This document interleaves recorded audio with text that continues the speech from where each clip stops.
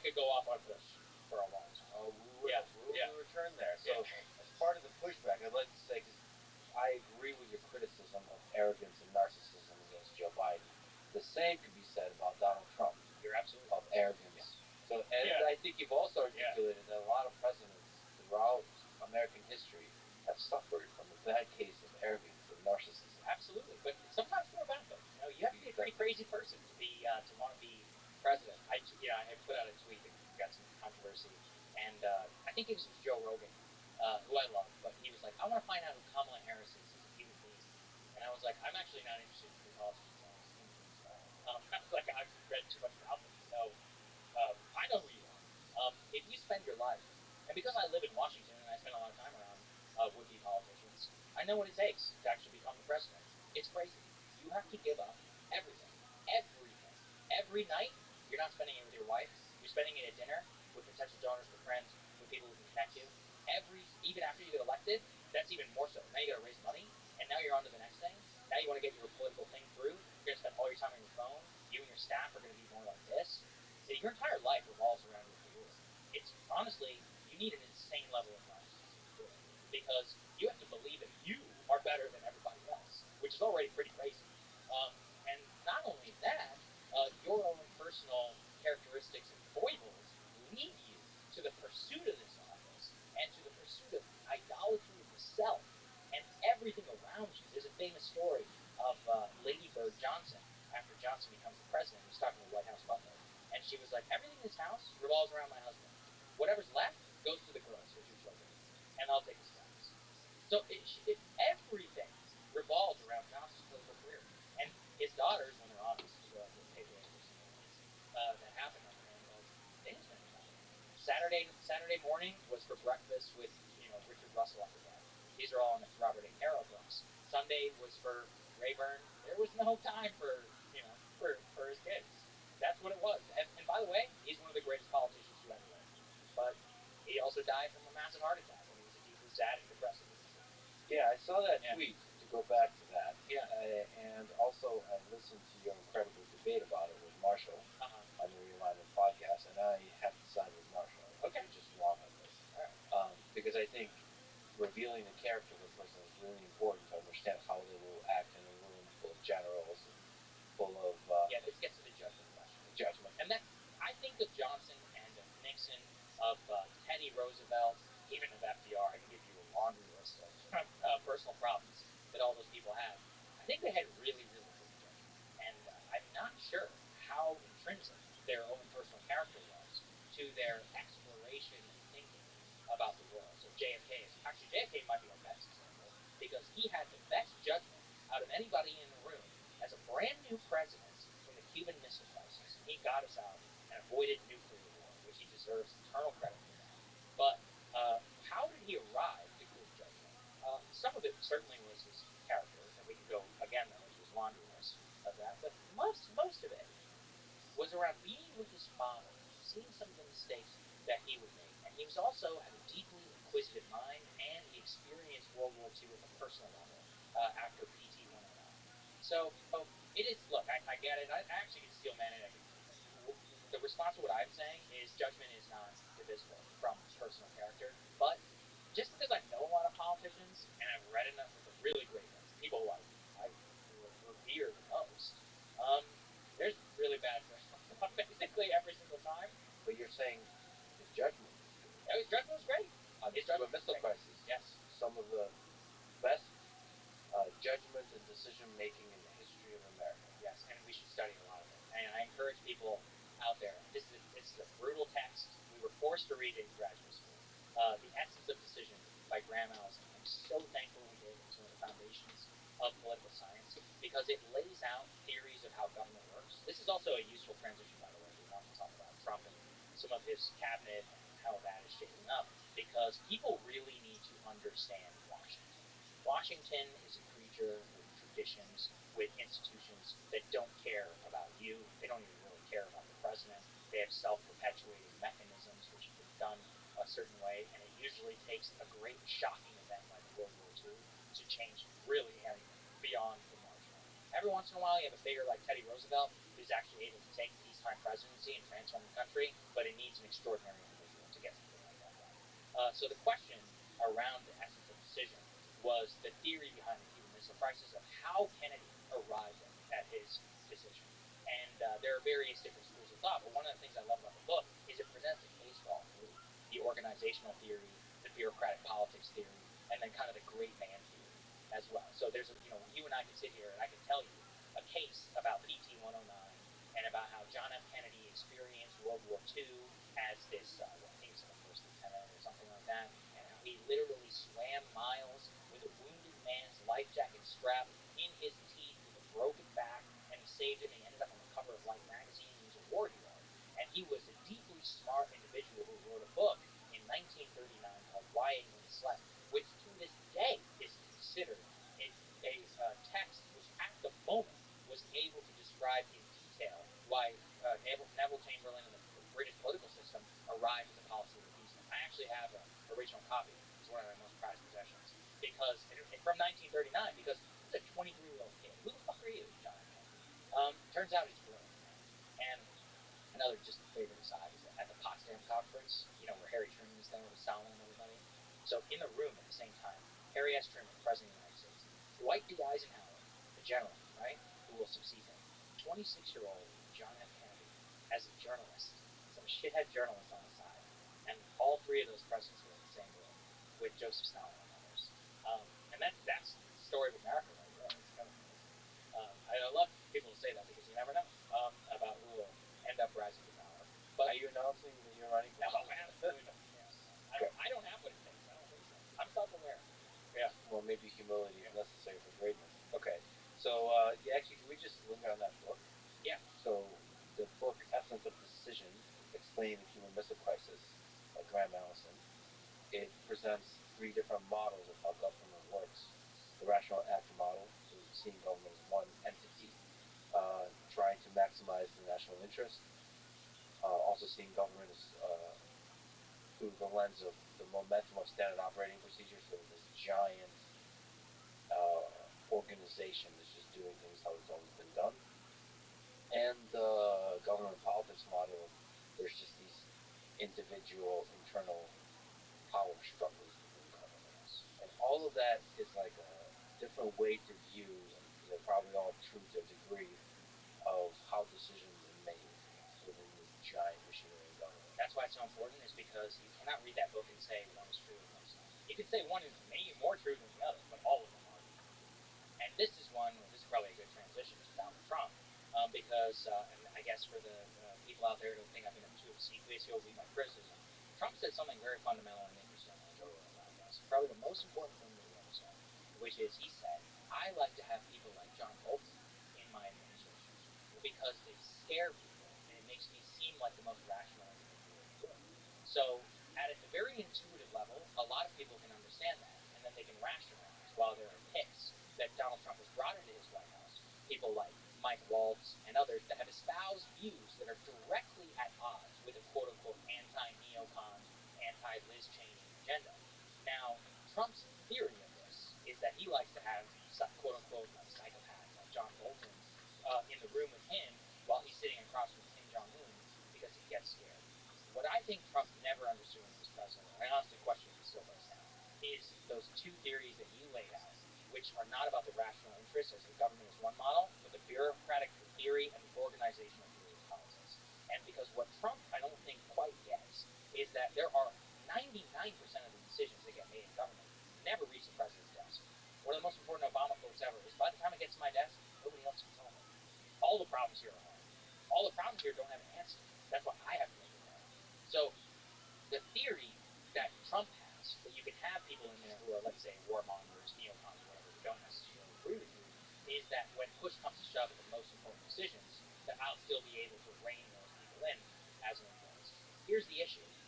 Let's say for Mike Waltz, who's going to be the national security advisor, a lot of people don't really understand, there's this theory of national security advisor where you call me into your office and you're the president, and you're like, hey, what do we think about Iran? I'm like, I think we should do X, Y, and Z. No, that's not how it works. The national security advisor's job is to coordinate the interagency process.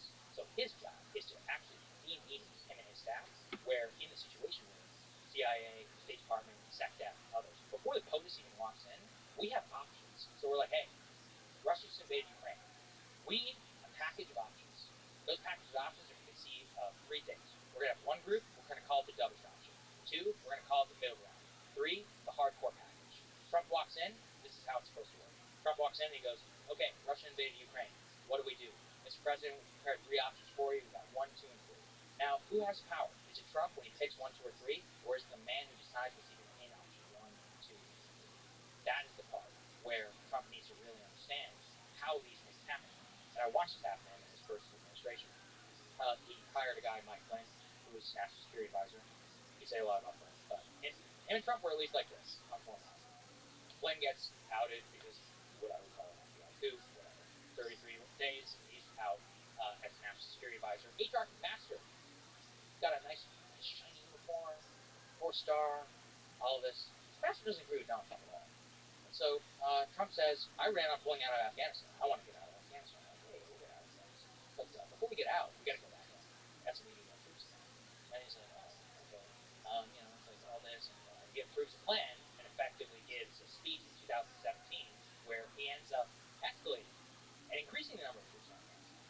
And it's only till February 2020 that he gets to sign a deal, the Taliban peace deal, which in my opinion he should have done in 2017. But the reason why that happened was because of that organizational theory, of that bureaucratic politics theory, where H.R. McMaster is able to guide the interagency process, bring the uniform recommendations of the Joint Chiefs of Staff and others, give Donald Trump no option but to say we must put troops. Another example of this is a book called Obama's War by Bob Woodward. I highly encourage you to read this book, because this book talks about how Obama comes into the White House in 2009, and he says, I want to get out of Iraq, and I don't want to I want to fight the good war in Afghanistan, right? And Obama's a thoughtful guy, too thoughtful, actually. And so he sits there, and he's working out his opinions, and what he starts to watch is that very slowly his options begin to narrow, because strategic leaks start to come out from the White House Situation Room about what we should do in Afghanistan. And pretty soon, David Petraeus and Stan McChrystal and the entire national security apparatus has Obama pegged where he basically politically at the time decides to take the advantageization of increasing troops in Afghanistan, but then tries to have it both ways by saying, but in 2 years we're going to withdraw. That book really demonstrates how the deep state can completely remove any of your options to be able to move by presenting you with ones which you don't even want, and then making it politically completely infeasible to travel down the extreme directions. That's why when Trump says things like, I want to get out of Syria, that doesn't compute up here for the Pentagon. Because, first of all, if I even asked you how many troops we have in Syria, and you can go on the DoD website, it'll tell you a number. That number's bullshit. Because the way that they do it is if you're only there for 179 days, you don't count as active, military contractors, the real number is, let's say, 5 months. And so Trump would be like, hey, I want to get out of Syria. But, yeah, we'll do it 6 months, right? We'll do it 6 months. And after 6 months goes, so are we out of Syria yet? And they're like, no, well, we got to wrap this up, we got this base, we got that, and this important mission. Next thing you know, you're out of office, and it's over. So there's all of these things which I don't think he quite understands.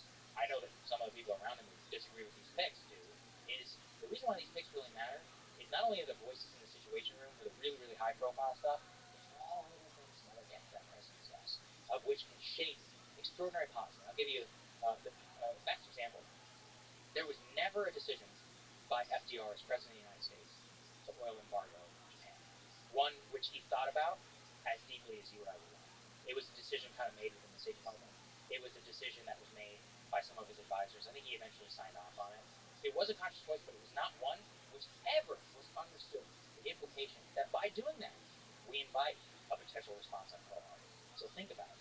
What the organizational bureaucratic model can tell us about the extraordinary blowback that we can get, and why we want people with great judgment all the way up and down the entire national security chain in the White House. Also, I just realized I did not talk about immigration, which is so insane. One of the reasons Donald Trump won in 2024, of course, was because of the massive change to the immigration status quo. The truth is that it may actually be second to inflation in terms of the reason that Trump did win the presidency was because Joe Biden fundamentally changed the immigration status quo in this country. That was another thing about the Scots-Irish people and others that we need to understand, is that when government machinery and elitism and liberalism appears to be more concerned about people who are coming here in a disorderly and illegal process, and about their rights and their ability to quote-unquote pursue the American dream, while the American dream is dying for the native-born population, that is a huge reason why people are turning against mass immigration. Historically as well, my friend Raihan Salam wrote a book called Melting Pot or Civil War, and one of the most important parts about that book is the history of mass migration to the United States. So if we think about the transition from Scots-Irish America to the opening of America to the Irish to mass European immigration, what a lot of people don't realize is it caused a ton of problems. There were mass movements at the time, the Know Nothings and others in the 1860s, who rose up against mass European migration. They were particularly concerned about Catholicism as the religion of a lot of the new immigrants. But really what it was is about the changing of the American character by people who don't have the same traditions, values, and skills as the native-born population. And their understanding of what they're owed and their role in American society is very different than the way that people previously had. One of the most tumultuous periods of U.S. politics was actually during the resolution of the immigration question, where we had massive waves of foreign-born population come to the United States. We had them, integrated, luckily, actually, at the time, with the Industrial Revolution. So we actually did have jobs for them. One of the problems is that today in the United States, we have one of the highest levels of foreign-born population than ever before, actually since that time, in the early 1900s, but we have all of the same attendant problems. But even worse is we don't live in an industrial economy anymore. We live in a predominantly service-based economy that has long, moved past manufacturing. Now, I'm not saying we shouldn't bring some of that back, but the truth is that manufacturing today is not what it was to work in a steel mill in 1875. I think we can all be reasonable and we can agree on that. And part of the problem is with extremely high levels of foreign-born population, particularly unskilled. And the vast majority of the people who are coming here and who are claiming asylum are doing so under fraudulent purposes. They're doing so because they are economic migrants, and they're abusing, asylum law to basically gain entrance to the United States without going through a process of application for a visa. And this has all of its traces back to 1965, where the Immigration Naturalization Act of 1965 really reversed and changed the status quo of immigration from the 1920s to 1960, which really shut down levels of immigration in the United States. In my opinion, it was one of the most important things that ever happened. And one of the reasons why is it forced and caused integration. It also forced, by slowing down the increase in the number of foreign-born population, it redeveloped an American character and understanding that was more homogenous and was the ability for you and me to understand despite the differences in our background. If you accelerate and you continue this trend of a very high foreign-born, unskilled population, you unfortunately are basically creating a mass, basically non-citizen population of illegal immigrants, people who are not as skilled. I think I read 27% of the people who come under Joe Biden illegally don't even have a college degree. That means that we're lucky if they're even literate in Spanish, let alone English. So there are major problems about integrating that type of person, even in the past, whenever we had a mass industrial economy. Now imagine today, the amount of strain that would put on social services if mass citizenship happened, to that population would be extraordinary. And even if we were to do so, I don't think it's a good idea, but even if we were to do so, we would still need to pair it with a dramatic change. And part of the problem right now is I don't think a lot of people understand this immigration system. The immigration system in the United States, effectively, they call it family-based migration. I call it chain migration. Chain migration is the term which implies that, let's say you come over here and you get your green card, you can use sponsorship and others by gaming the quota system to get your cousin or whatever to come. The problem with that is, who is your cousin? Like, is he a plumber? Is he a coder? That doesn't actually matter because he's your cousin. So what's your preference? The way that it should work is it should be nobody cares who's your cousin. What does he do? What does she do? What is she going to bring to this country? All immigration in the United States, in my opinion, should be net positive, without doing fake statistics about, they actually increased the GDP or whatever. It's like, we need a merit-based immigration system. We are the largest country in the world, and one of the only one of the only Western countries in the world that does not have a merit-based, points-based immigration system, like Australia and or Canada. And, I get it, because a lot of people do come to this country under non-merit-based purposes, so they're really reluctant to let that go. But I do think that Biden, by changing the immigration status quo and by basically just allowing, tens of millions, potentially tens of millions, at the very least 12 million new entrants to come to the U.S. Under these pretenses of complete disorder and of no conduct, really broke a lot of people's understanding and even like mercy in that regard. And so that was obviously on the massive part of Trump victory. Speaking of illegal immigration, what do you think about the border czar, Tom Homan? Tom Homan is a very legit dude. Got to know him a little bit in Trump 1.0. He is an original, true believer on enforcing immigration law as it is. Now, notice how I just said that. That's a politically correct way of saying that. And I will point out to my left-wing critics in that, yeah, he really believes in the ability, in the necessity of mass deportation, and he has the background to be able to carry that out. I will give some warnings, and this will apply to Doge too. Czar has no statutory or constitutional authority. Czar has as much authority as the President of the United States gives him. Donald Trump, I think it's fair to say, even his critics, or even the people who love him, can say he can be capricious at times. And he can strip you or not strip you or give you the ability to compel. So Czar in and of itself is frankly a very flawed position in the White House, and it's one that I really wish we would move away from. I understand why we do it. It's basically to do a national security advisor, interagency convener to accomplish certain goals. That said, there is a person, Stephen Miller, who will be in the White House, Deputy White House Chief of Staff, who has well-founded beliefs, experience in government, and rock-solid ideology on this, that I think would also give him the ability to work with Homan to pull that off. That said, the corollary to this, and frankly, this is the one that I was the most mystified yet, is Kirstie Noem as the Department of Homeland Security Secretary. So let me just lay this out to people, because people don't know what this is. Department of Homeland Security, 90% of the time the way you're going to interact with them is TSA. You don't think about it. But people don't know the Department of Homeland Security is one of the largest law enforcement, maybe the largest law enforcement agency in the world. It's gigantic. You have extraordinary statutory power to be able to prove investigations. You have Border Patrol, ICE, TSA, CBP, all these other agencies that report up to you. But most importantly for this, you will be the public face of mass deportation. So I was there in the White House briefing room last time around when Kirstjen Nielsen, who was the DHS secretary under Donald Trump, and specifically the one who enforced child separation for a limited period of time, she was a smart woman. She had long experience in government, and honestly, she melted under the criticism.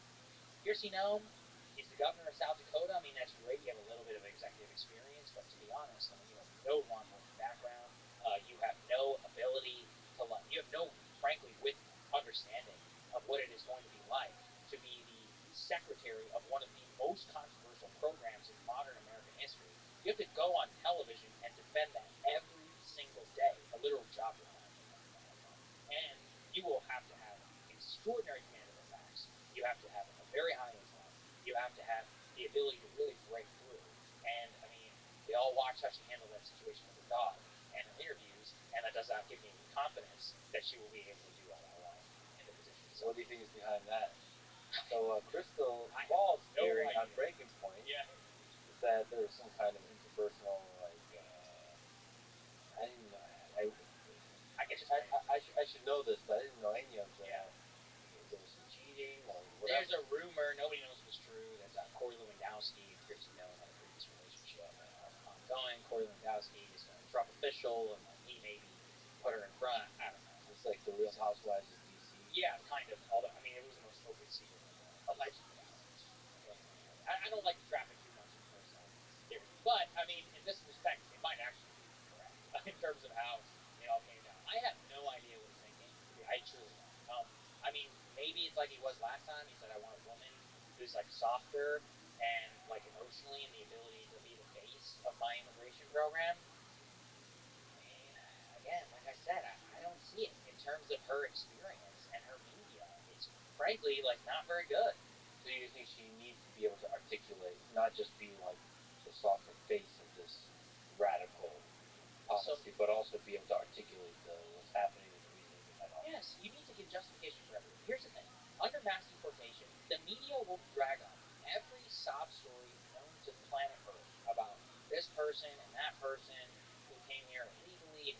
deserve to stay, and really what the quasi thing is that's why the program itself is bad, and we should legalize everybody using it legally. Okay, so the thing is that you need to be able to have extraordinary oversight. You need a great team with you. You need to make sure that everything is being done by the book. The way that the media is being handled is that you throw every question back in their face and you say, you either talk about crime or you talk about the enforceability of the law, the necessity. I mean, I think articulated a very coherent case for why we need much less high levels of immigration to the United States. And I am the son of people who immigrated to this country. But one of the favorite phrases I heard from this from a guy named Mark Krikorian, who's a Center for Immigration Studies, is we don't make immigration policy for the benefit of our grandparents. We make immigration policy for the benefit of our grandchildren. And that is an extraordinary and good way to put it. And in fact, I would say it's a triumph of the American system. As somebody whose family benefited from the immigration regime and was able to come here. My parents had PhDs, that came here legally, applied, spent thousands of dollars through the process, can arrive at the conclusion that actually we need to care about all of our fellow American citizens. I'm not talking about other Indians or whatever.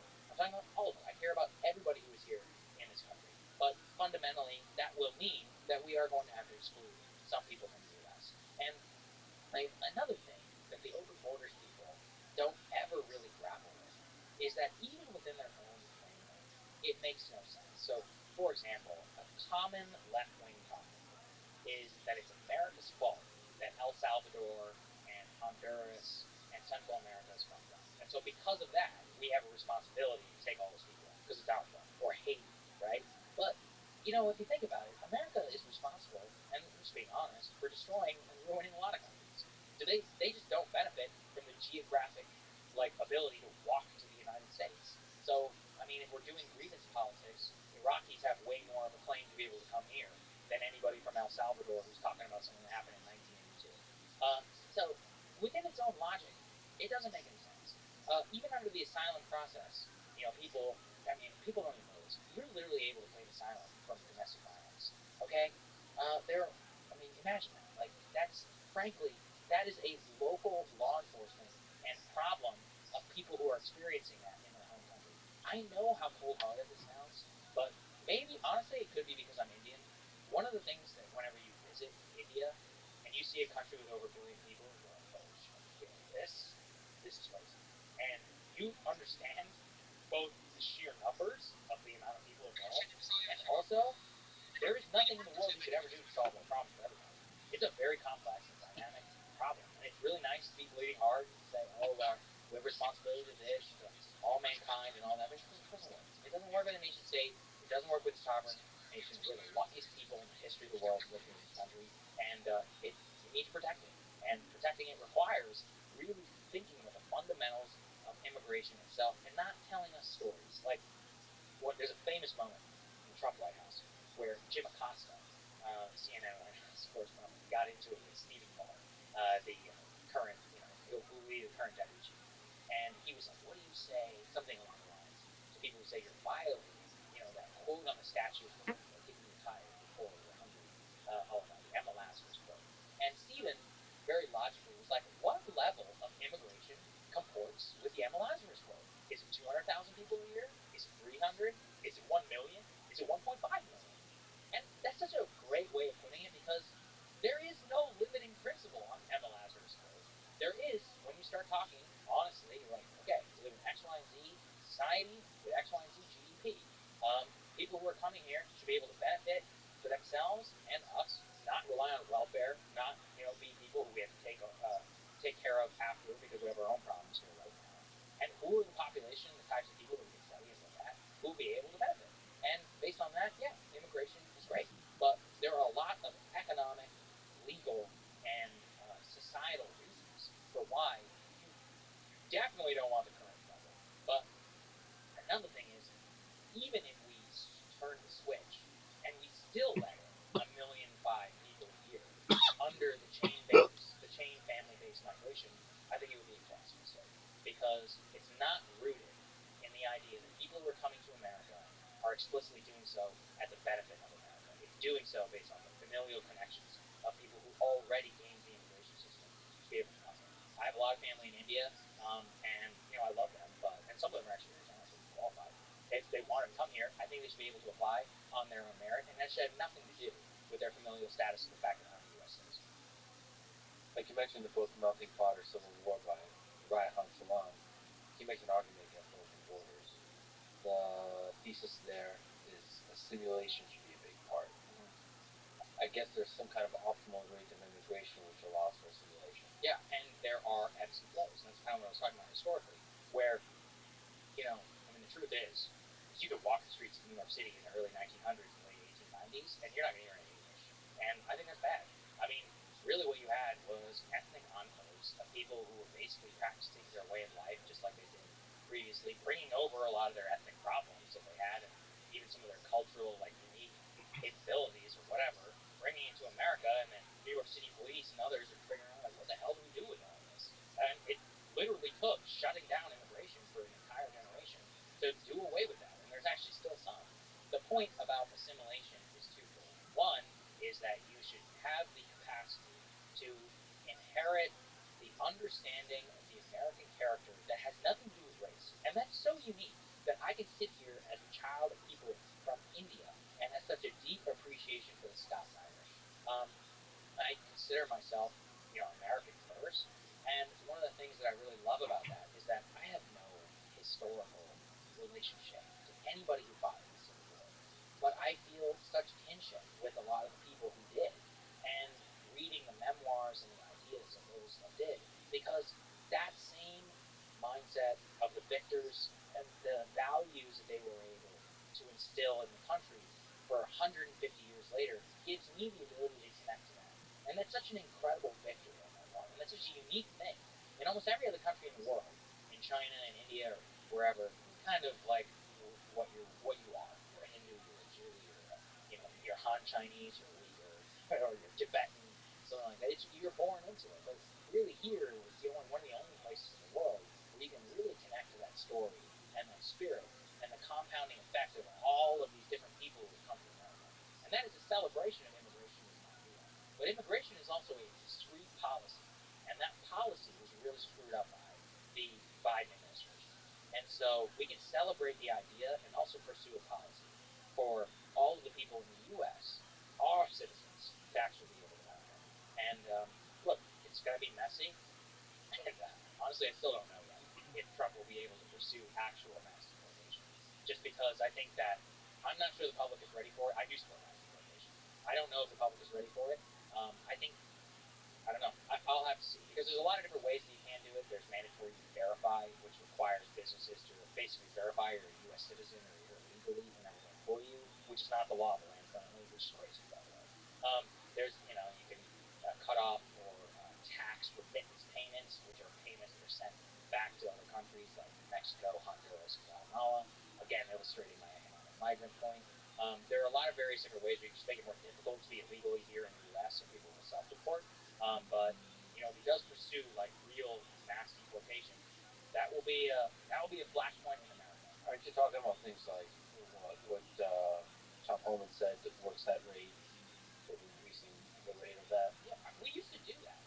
But there's a rate at which you can do that where it would lead to, radical social upheaval. Yeah, it will. One of the most common liberal critiques is this is going to raise prices, and yeah, I think it's worth it. But that's easy for me to say. I'm making it worth it. If you care about inflation, you vote for Donald Trump, and your price of groceries or whatever goes up because of this immigration policy. I think that needs to be extremely well articulated by the president, and of course he needs to think about it. The truth is America right now is built on cheap labor. It's not fair to the consumer, it's not fair to the immigrants, the illegal immigrants themselves, and it's not fair to the natural born citizen. The natural born citizen has his wages suppressed from competition by tens of millions of people who are willing to work at lower wages. They have to compete for housing, for social services. Just even basic stuff at a societal level. It's not fair to them. It's definitely not fair to the other person.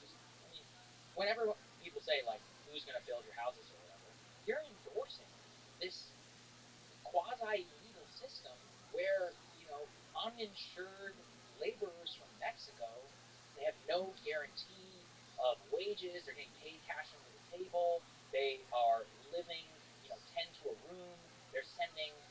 asking remittance payments back just so that their children can eat. I mean, that's not really fair to that person either. So that's the point. The point is that it will lead to a lot of social upheaval. But this gets to my Kirsten Owen point as well, is you need to be able to articulate a lot of what I'm saying. Because if you don't, it's going to go south real quick. The way Vivek articulated this is that our immigration system is deeply dishonest. Like, we don't acknowledge some of the things you just said. Yeah, exactly. And he wants to make it honest. So if we don't do mass deportation, at least you have to be really honest about the living conditions of illegal immigrants, about basically mistreatment of them. Yes, it's true. I mean, if you support mass illegal migration, you're basically supporting tens of millions who are living lives as second-class citizens. That's not fair to them. I also think it's deeply paternalistic. So there's this idea that America has so ruined these Central American countries that they have no agency whatsoever, and they can never turn things around. What does that say about our confidence in them? One of the things they always say, they're law-abiding, they're great people, and all that. I agree, okay? By and large, I'm not saying they're bad people, but I am saying, like, if they're not bad and they're law-abiding and they're citizens and thoughtful and all that, they can fix their own countries. And they did in El Salvador. That's the perfect example. Look at the dramatic drop in their crime rate. Bukele is one of the most popular leaders in all of South America. That is proof positive that you can change things around despite perhaps the legacy of U.S. intervention. So, to just say this idea that, because it's America's fault that they're screwed up, it takes agency away from them. Another really key part of this dishonesty, this really gets to Springfield and the whole Haitian thing, because everybody, beyond the eating cats dogs, everybody does not even acknowledge, because when they're like, the Haitians are here legally, they need to actually think about the program. The program is called TPS, so let me explain that. TPS is called Temporary Protected Status. Note, what's the first word in that? Temporary. What does that mean? TPS was developed under a regime in which, let's say that there was a catastrophic, I mean, this is a real example, I think there was like a volcano or an earthquake or something, where people were granted TPS to come to the United States. And the idea was they were going to go back after it was safe. They just never went back. There are children born in the United States today who are literally who are adults, who are the descendants of people who are still living in the U.S. under TPS. That's a perfect example of what Vivek says is dishonest. You can't mass de facto legalize people by saying that they're here temporarily because of a program or because of something that happened in their home country, when the reality is that for all intents and purposes, we are acknowledging them as full legal migrants. So, even the term migrant to these Haitians in Springfield makes no sense, because they're supposed to be here under TPS. That's not, migrant implies permanency. So the language is all dishonest. And people don't want to tell you about the things I just said about chain migration. The vast majority of Americans don't even know how the immigration system works. They don't understand what I just said about TPS. They don't really understand the insanity of asylum law, where you can just literally throw up your hands and say, I fear for my life, and you get to live here for 4 to 5 years before your court date even happens. And, by that time, you get a work permit or whatever. You can, get housing, like you just said, in substandard conditions, and you can kind of just play the game and wait before a deportation order comes. And even if it does, you never have to leave, because there's no ICE agent or whatever who's going to enforce it. So the whole system is nuts right now. We need complete systematic reform that burns it all to the ground. That said, the image and the reality of a child being separated from their parents seems deeply un-American, right? I mean, look, okay, so, I'm not going to defend it, but I'll just put it this way. Do you hate children? Yeah, see, that's what I mean. Do you think twice whenever you see a drug addict who's put in prison and their child is put in protective services? Nobody in America thinks twice about that, right? So, I mean, that's kind of screwed up. Well, we should think about, why did we come to that conclusion? The conclusion was that these adults willingly broke the law and pursued a path of life, which put them on a trajectory where the state had to come in and determine that you are not allowed to be a parent, basically, to this child while you serve your debt to society. Now, child separation was very different. Child separation was also a product of extremely strange circumstances of U.S. immigration law, where basically at the time, the reason why it was happening was because there was no way to prosecute people for illegal entry without child separation. Because previous doctrine, I believe it's called the Flores Doctrine, under it's some asylum law. People have to go check my work on this. But basically, the whole reason this evolved as a legal regime was because people figured out that if you bring a kid with you, because of the so-called Flores doctrine or whatever, that you couldn't be prosecuted for illegal entry. So it was a de facto way of breaking the law. And in fact, a lot of people were bringing children here who weren't even theirs, they weren't even related to or couldn't even prove it, were bringing them to get around the prosecution for illegal entry. So I'm not defending child separation. I think it was horrible or whatever. But if I give you the context, it does seem like a very tricky problem in terms of, do we enforce the law or not? How are we able to do that?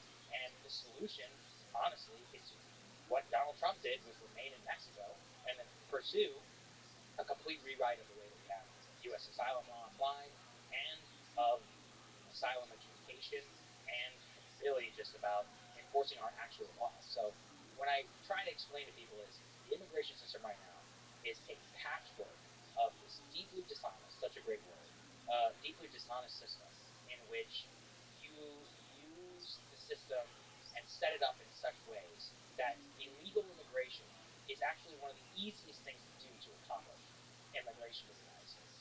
That is wrong. My parents had to apply. It wasn't easy. Do you know in India there's a temple called the Visa Temple where you walk 108 times around it, which is like a lucky number, and if you do it when you're applying for a visa in the United States, right? It costs a lot of money, and it's hard. People get rejected all the time. There's billions of people across the world who would love to be able to come here, and many of them want to do so legally, and they should have to go through a process. The current way it works is it's easier to get here illegally than it is legally. I think that's fundamentally wrong. It's also unfair to people like us, whose parents didn't come here. Can you stand on the case against mass deportation? What are the strongest arguments? The strongest argument would be that these people contribute to society, that these people, many of whom, millions of years, have been here for many years, have children, natural-born citizens because of birthright citizenship. It would require something that's fundamentally inhumane in what Americans have said, the idea of separating families, across different borders simply because of what is, quote-unquote, like a small decision of coming here illegally. And the best case, beyond any of this moral stuff, for no mass deportation is it's good for business.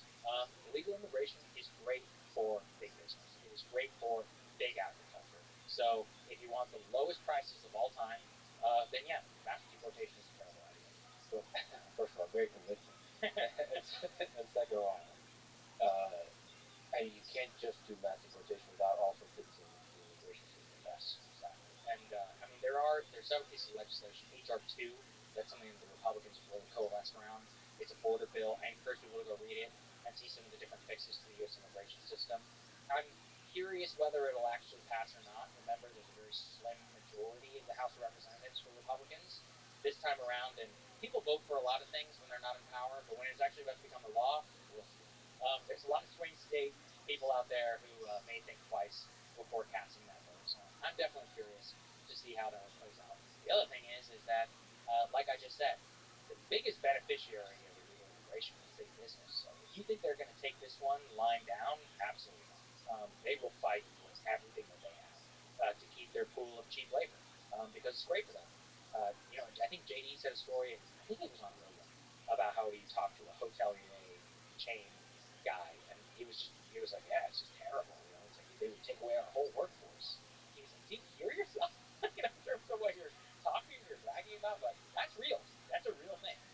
And that, Tyson Foods and all these other people, that's another really sad part. Is what I mean by second-class citizenship is this presumption, first of all, that Americans think it's too disgusting to process moving people to work in the field. I think anybody will do anything for the right wage, first of all. But second is, the conditions in a lot of the facilities are horrible, and they're covered up for a reason. Not only in terms of the way that businesses, they actually conduct themselves, but also to cover up their illegal immigrant workforce. So honestly, I think it can make things better for everybody. You have studied how government works. What are the chances of mass deportation happening? It depends how you define it. So, mass deportation can mean 1 million. Nobody even knows how many people are here illegally. It could be 20 million. It could be 30 million. I've seen estimates about 30 million, which is crazy. It's almost 1/11 of the entire U.S. population. What number do you think would feel like mass deportation? 1 million people? 1 million people is a lot. That's a lot of people. It's a lot. But the crazy part is that's only 1/12 of what Joe Biden was. So it's one of those that just to give people the scale of what it will all look like. Do I think mass deportation will happen? This depends on the definition. Will 1 million over 4 years? Yeah, I feel relatively confident. Anything over that, it's going to be tough to say. Like I said, probably the most efficient way to do it is to have mandatory verify and to have processes in place where it becomes very difficult to live in the United States illegally, and then you will have mass self-deportation, and they will take the victory lap on that. But actual, like, rounding millions of people up and putting them in deportation facilities and then arranging flights to God knows how across the globe, that's a logistical nightmare. It also costs a lot of money. And don't forget, Congress has to pay for all of this. So, we can have Doge or we can have, mass deportation. So those two things are kind of irreconcilable, actually. There's a lot of competing influences at play that people are not being real about, I think. Yeah, that was one of the tensions I had talking to Vivek, is he's big on mass deportation and he's big on making government more efficient. And it really feels like there's a tension between those two in the short term. Well, yes, absolutely. Also, this is a good segue. I've been wanting to talk about this. I'm sympathetic to Doge, to the whole Department of Government Efficiency. How unreal is it to call it Doge? Actually, with Elon, it's quite real. I guess I've just, I've accepted Elon as a major political figure in the U.S. But the Doge Committee, the Department of Government Efficiency, is a non-statutory agency that has zero funding that Donald Trump says will advise OMB, the Office of Management and Budget. Now, two things. Number one is, as I predicted, Doge will become a quote-unquote blue ribbon commission. So this is a non-statutory blue ribbon commission that has been given authority to Vivek Ramaswamy and to Elon Musk. Secondary, their recommendations to government should be complete by July of 2026, according to the press release released by Trump. First of all, what that will mean is they're probably going to need private funding to set all this up. That's great, not a problem to do that. But you're basically going to be able to have to commission GAO reports, Government Accountability Office, and other reports and fact-finding missions across the government, which is fantastic. Trump can even empower you to go through to every agency and collect figures. None of it matters one iota if Republican appropriators in the House of Representatives care what you have to say. Historically, they don't give a shit what the executive office has to say. So every year, the president releases his own budget. It used to mean something, but in the last decade or so, it's become completely meaningless. The House Ways and Means Committee and the People's House are the ones who originate all appropriations and set up spending. So that's one, is that Doge in and of itself has no power. It has no ability to compel or force people to do anything. Its entire case for being, really, if you think about it mechanically, is to try and convince and provide a report to Republican legislators to be able to cut spending. So that's that. Now, we all know how Congress takes to government reports and whether they get acted on or not. So that's number one. Number two is the figures that Elon is throwing out there. I want to give them some advice because people do not understand federal government spending. The absolute vast majority of government spending is entitlement programs like Social Security and Medicare, which are untouchable under Donald Trump and the most politically popular programs in the world, and military spending. Discretionary non-military spending, I don't have the exact figure in front of me, is a very, very small part of the federal budget. Now, within that small slice, about 90% of that 8 is bipartisan and is supported by, like, everybody. We have no one. The hurricane guys? Like, people like that. People who are flying into the eye of the hurricane, people who are government inspectors of X, Y, and Z. The parts that are controversial that you're actually able to touch, things like welfare programs, like food stamps, is an extraordinary small size. So what's the number you're doing there? 5 trillion? Something like that? There is only one way to do that. And realistically, under the current thing, you have to radically change the entire way that the Pentagon buys everything.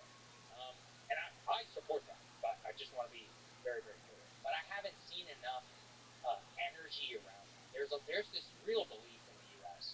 that we spend billions on all of these programs that are doing complete bullshit. But, like, the truth, the absolute vast majority of it is military spending and entitlements. Trump has made clear entitlements are off the table. It's not going to happen. So the way that you're going to be able to cut realistically military spending over a decade-long period is to really change the way that the United States procures military equipment, hands out government contracts. Elon actually does have the background to be able to accomplish this because he has had to wrangle with SpaceX and the bullshit that Boeing's been pulling for over a decade. But I really want everybody's expectations to be very set around this. Just remember, non-statutory, blue ribbon. So if he's serious about it, I just laid out all of these hurdles that he's going to have to overcome. And I'm not saying him and Vivek aren't serious dudes, but you got to really know the system to be able to accomplish this. So you just laid out the reality of how Washington works. To give the counterpoint that I think you're probably also rooting for is that one is a statement like Peter Thiel said, don't bet against Elon. Sure. One of the things that you don't usually have with Blue Ribbon is the kind of megaphone that Elon has. True. And I wouldn't even set the financial aspects aside. Just the influence he has with the megaphone, but also just with other people who are also really influential. I think that can have real power when backed by sort of a populist movement. I don't disagree with you, but let me give you a case where this just failed. So Elon endorsed who for Senate Majority Leader? Rick Scott, right? Who got the least amount of votes in the U.S. Senate for GOP leader? Rick Scott. John Thune is the person who can own. Now, the reason I'm bringing that up, one of my favorite books, Master of the Senate, by Robert Caro, part of the LBJ series. The Senate as an institution, it reveres independence. It reveres, the entire theory of the Senate is to cool down the mob that is in the House of Representatives and to deliberate. That's its entire body. They are set up to be immune from public pressure. Now, I'm not saying they can't be pressured, but that example I just gave on Rick Scott is a very important one. He literally endorsed somebody for leader. So did Tucker Carlson. So did a lot of people online. And only 13 senators voted for Rick Scott. The truth is that they don't care. Like, they're set up where they're marginally popular in their own home states. They'll be able to win their primaries, and that's all they really need to do to get elected. And they have 6-year terms. They're not even up for 4 years. So will Elon still be interested in politics 6 years from now? That's a legitimate question for a Republican senator. So maybe he could get the House of Representatives to sign off maybe on some of those things. But there's no guarantee that the Senate is going to agree with any of that. There's a story that Karos tells in the Master of the Senate book, which I love, where Thomas Jefferson was in Paris during the writing of the Constitution, and he asked Washington, he said, why did you put in the Senate, a bicameral legislature? And Washington said, why did you pour your tea into a saucer? And Jefferson goes, to cool it. And Washington says, just so. He was a man of very few words. It was a brilliant moment. Okay, so you actually outlined the most likely thing that's going to happen with Doja as it hits the wall in Washington. What is the most successful thing that can be pulled off? The most successful thing they can do is, right now I think they're really obsessed with designing cuts, right, and identifying cuts. I would redesign systems of procurement. I would redesign the way that we have processes in place to dispense taxpayer dollars. Because the truth is that appropriations itself, again, are set by the United States Congress. But the way that those appropriations are spent by the government, the executive, has some discretionary authority. So your ability as the executive to be a good steward of the taxpayer money and to redesign a system, which actually Elon could be good at this, and Vivek too, in terms of their entrepreneurial spirit, is the entire Pentagon procurement thing, it needs to be burned to the ground. Number one, it's bad for the Pentagon. It gives them substandard equipment. It rewards very old weapon systems and programs and thinking that can be easily defeated by people who are studying that for vulnerabilities. The perfect example is all of this drone warfare in Ukraine and in Russia. Drone warfare costs almost nothing, and yet drone swarms and hypersonic missiles pose huge dangers to U.S. systems, which cost hundreds of billions, or more than hundreds of billions of dollars.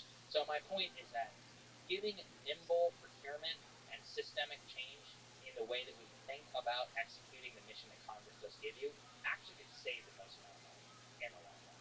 That's where I would really focus a lot. The other one is, counter to everything I just said, is maybe they would listen. Maybe the Republicans are like, yeah, okay, let's do it. The problem swing state people who need to get reelected, they need to do one thing. They need to deliver for their district. They need to run on stuff. And nobody has ever run on cutting money for their state. They have run on bringing money into their state. And that's why earmarks, a lot of these other things are extraordinarily popular in Congress, is because it's such an easy way to show constituents how you're working for them whenever it does come re-election time. So it's a very difficult system. And I also want to tell people who are frustrated by this, I share your frustration, but the system is designed to work this way. And for 2 centuries, the Senate has stood as a bulwark against literally every popular change. And because of that, it's designed to make sure that it's so popular for long enough that it has to become inevitable before the status quo can change. That's really, really frustrating, but you should take comfort in that it's always been that way. So it's been okay. Well, as I've learned from one of the recommendations of the age of acrimony, I feel embarrassed that I didn't know that senators used to not be elected. What a crazy system, huh? Yeah, I mean, many of the things we take for granted now as defining our democracy was kind of invented, developed after the Civil War, in the say 50 years after the Civil War. Absolutely correct. Age of Acrimony, oh my god, I love that book. I cannot recommend it enough. It is so important. And one of the biggest mistakes that Americans make is that we study periods where greatness happened, but we don't often study periods where nothing happened or where really bad shit happened. We don't spend nearly enough. Americans know about FDR. They don't really know enough about the Depression or how we got there. What was it like to be alive in the United States in 1840? Right? Nobody thinks about that, really, because it's kind of an in-between time in history.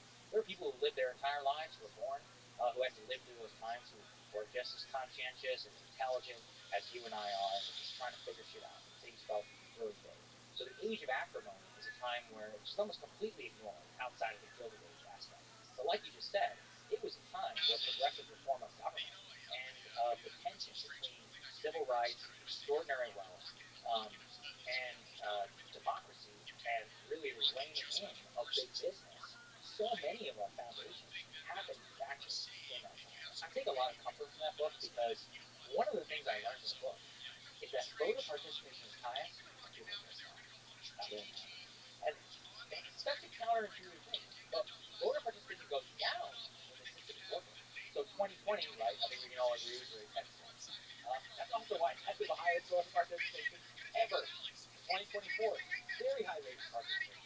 Same thing. People are pissed off, and that's actually what drives them to the vote. But something I take comfort in that is that people being pissed off and people going out to vote, it actually does have major impact on the system, because otherwise the status quo is basically allowed to continue. And so, yeah, like you just said, I mean, direct election of senators was, I mean, there are probably people alive today who are like, who were born when there was no direct election of senators, which is an insane thing to think about. I mean, it'd be almost 100 or so. But the point is that at that time, it was so deeply corrupt, and it was one where the quasi-aristocracy from the early days leading into the Gilded Age were able to enforce their will upon the people. But you can take comfort in that that was one of those areas where Americans were so fed up with it, they changed the Constitution and actually forced the aristocrats power to give their own powers. It's like our version of when they flipped power and took away the legislative power of the House of Lords in the UK. I just think that's amazing, and it's such a cool thing about our country and the UK. It's a continued battle between the people and the like, and we should mention not just the direct election of senators, but the election of candidates for parties. Yeah. That was also invented.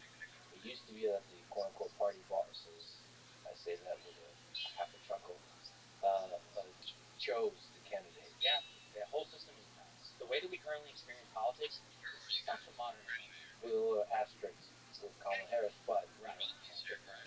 But well, that was actually more of a mean reverse, right? We're living in an extraordinarily new era where we actually have more input than ever in who our candidates are.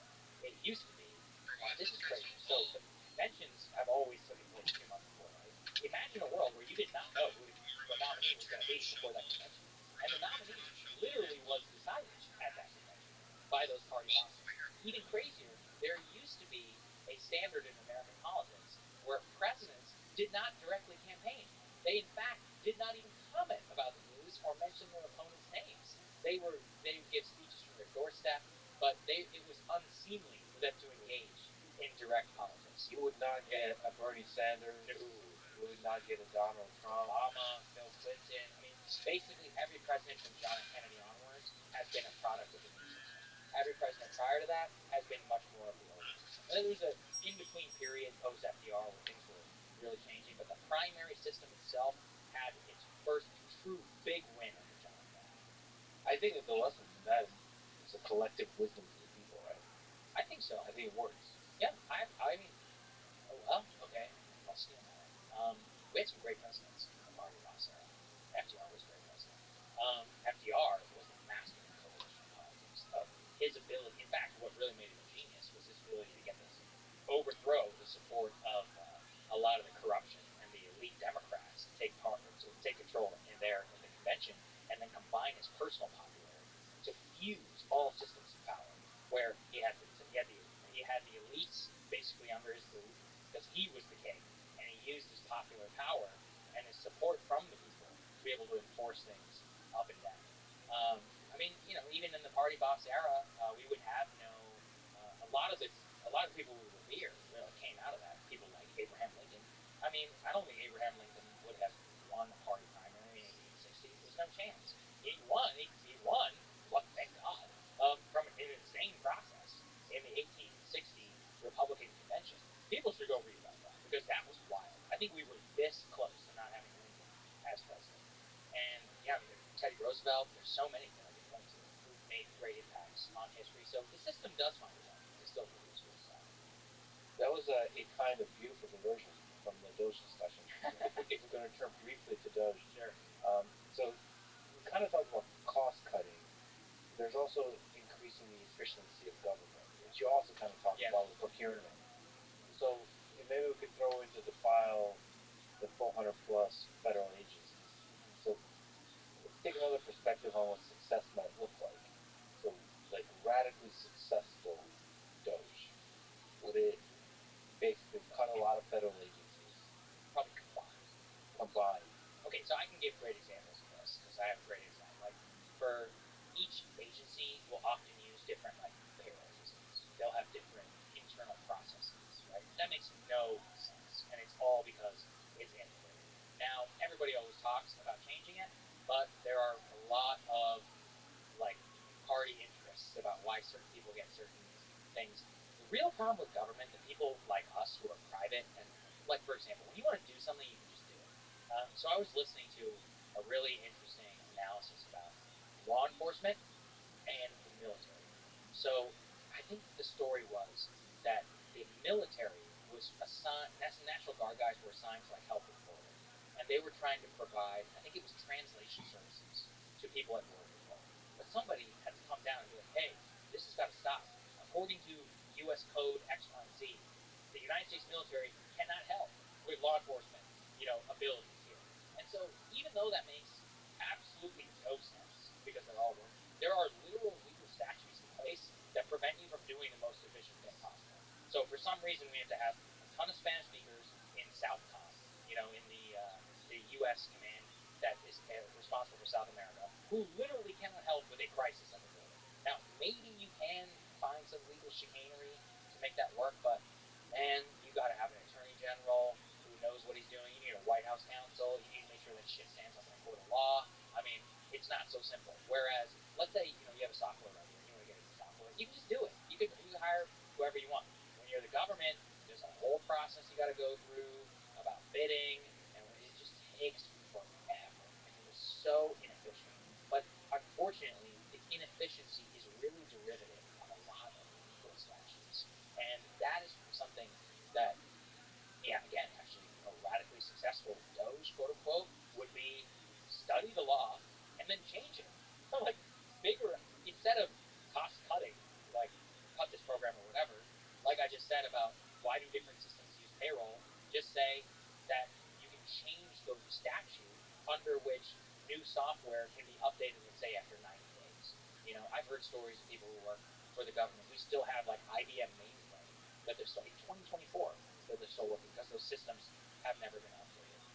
There's also a big problem with a lot of this clearance stuff. That's where a lot of inefficiency happens because a lot of contractors can only work based upon previous clearance that they already got. Achieving a clearance is very expensive. It's a very lengthy process. I'm not saying it shouldn't be. We're talking about security clearance, but it does naturally, create a very small pool that you can draw some contracts funds. And I even mean stuff like the janitor in the Pentagon needs security service, right? So clearance. So there's only like 5 people who can even apply for that contract. Well, naturally, in an internal monopoly like that, he's going to jack his price up because he literally has a moat around his product.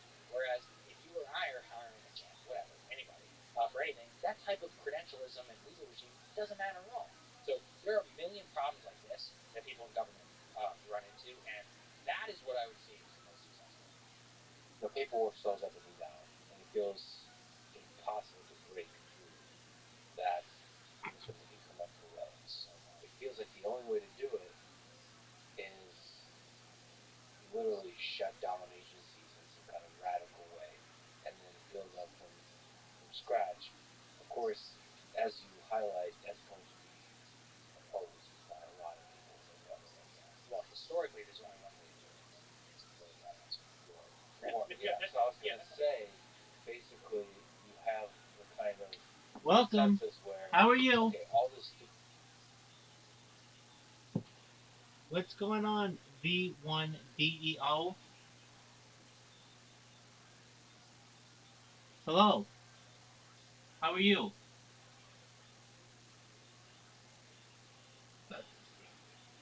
I hope you're well. How'd you hear about me? Please tell me it was Twitch. I will literally shit myself on this bed right now if you tell me that you found out about me from Twitch. I will take the most massive shit right now if you tell me that you heard about me from Twitch.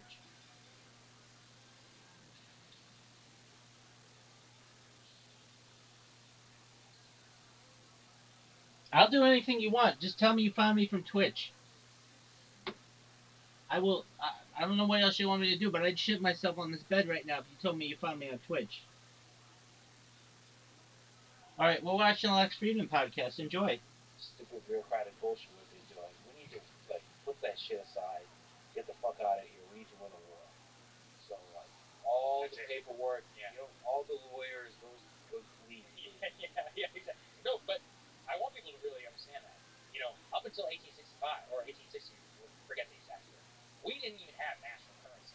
And then we were like, well, we need a greenback. And prior to that, people would freak out if we were talking about having national currency. Greenback, backed by the U.S. government and all that. Not even a question. Passed in like 2 weeks in the U.S. Congress. An income tax eventually went away, but not even in the realm of possibility. And they decided to pass it. Same thing after World War One. And you think about how World War Two, World War Two just fundamentally changed the entire way the United States government works. Even the DHS, which I mentioned earlier, the Department of Homeland Security, it didn't even exist prior to 9/11. It was done as response to 9/11 to coalesce all of those agencies under one branch to make sure that nothing like that could ever happen again. And so, historically, unfortunately, absolute shit show disaster war is the only thing that throws the paperwork off the table. And I wish I wasn't such a downer, but I've read too much, and I've had enough experience now in Washington to just see how these dreams get crushed instantly.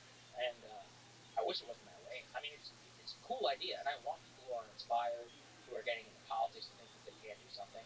But I want them to be realistic too, and I want them to know what they're signing up for whenever they do something like that, and the titanic amount of work it is going to take for you to be able to accomplish something. Yeah, but I've also heard a lot of people in Silicon Valley laughing when Elon rolled in and fired 90% of Twitter.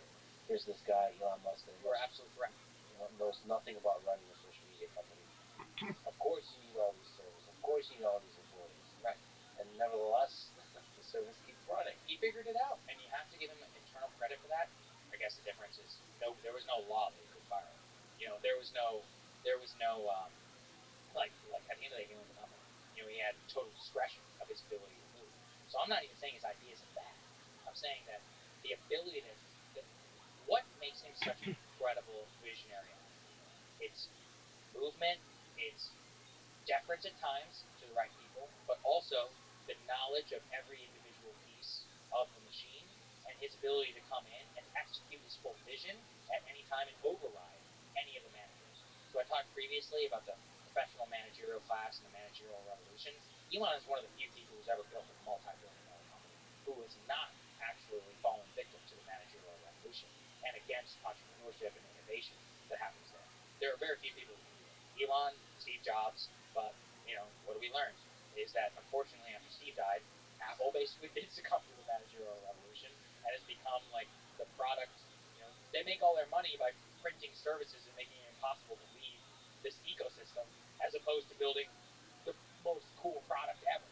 As much as I love my vision, don't get me wrong. I think you just admitted that you're part of a cult. I know, I literally am. I am. I fully admit it. Yeah. I miss Steve. Grass is green on the other side. Come join us. Okay.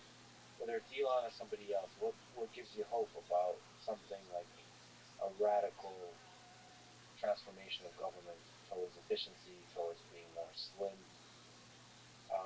What gives you hope that will be possible? Well, I wouldn't put it that way. I don't think slimness in and of itself is a good thing. What I care about is the relationship of people and government. So, the biggest problem that we have is that we have a complete loss of faith in all of our institutions. And I really encourage people, I don't think people can quite understand what the relationship between America and its government was like after World War II and after FDR. Like 90% of the people trusted the government. That's crazy. Like when the president said something, they were like, okay, he's not lying. Think about our cynical attitude toward politicians today. That is largely the fault of Lyndon Johnson and of Richard Nixon, and that entire fallout period of Vietnam. Vietnam in particular really broke the American character and its ability and its relationship with government. And we've never recovered faith in institutions ever since then. And it's really unfortunate. So what makes me hopeful, at least this time, is any time a president wins a popular vote and an election, is they have the ability to reset and to actually try and build something that is new.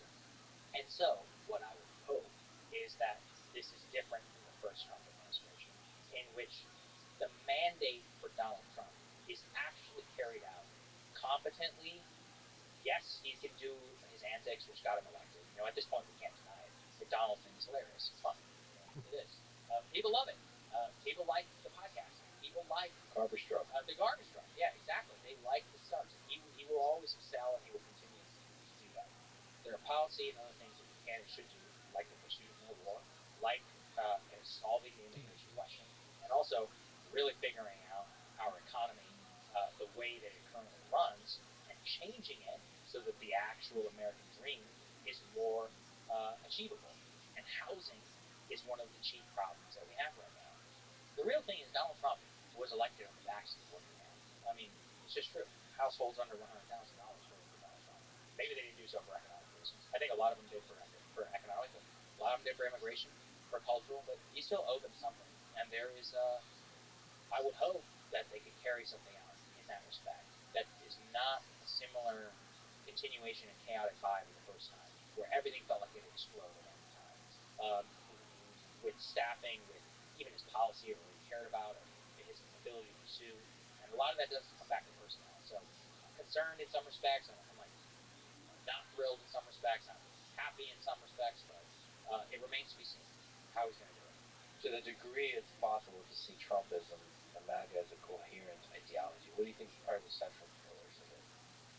MAGA is a rejection of cultural elitism. That's what I'm saying. Cultural elitism, though, has many different categories. Immigration is one, right? Is that cultural elitism and cultural liberalism has a fundamental belief that immigration in and of itself is a natural good at any and all levels, that all immigrants are like replacement level, that there is no difference between them. Cultural elitism in a foreign policy context comes back to a lot of that human rights, democracy stuff that I was talking about earlier, which divorces American values from American interests and says that actually American values are American interests. Cultural elitism and liberalism leads to the worship of the civil rights era of bureaucracy that I talked about in those two books of DEI and quote-unquote woke and of progressive social ideology. So I would put all those together as ultimately what MAGA is. It is a screw you. I once drove past, it was in rural Nevada, and I was driving,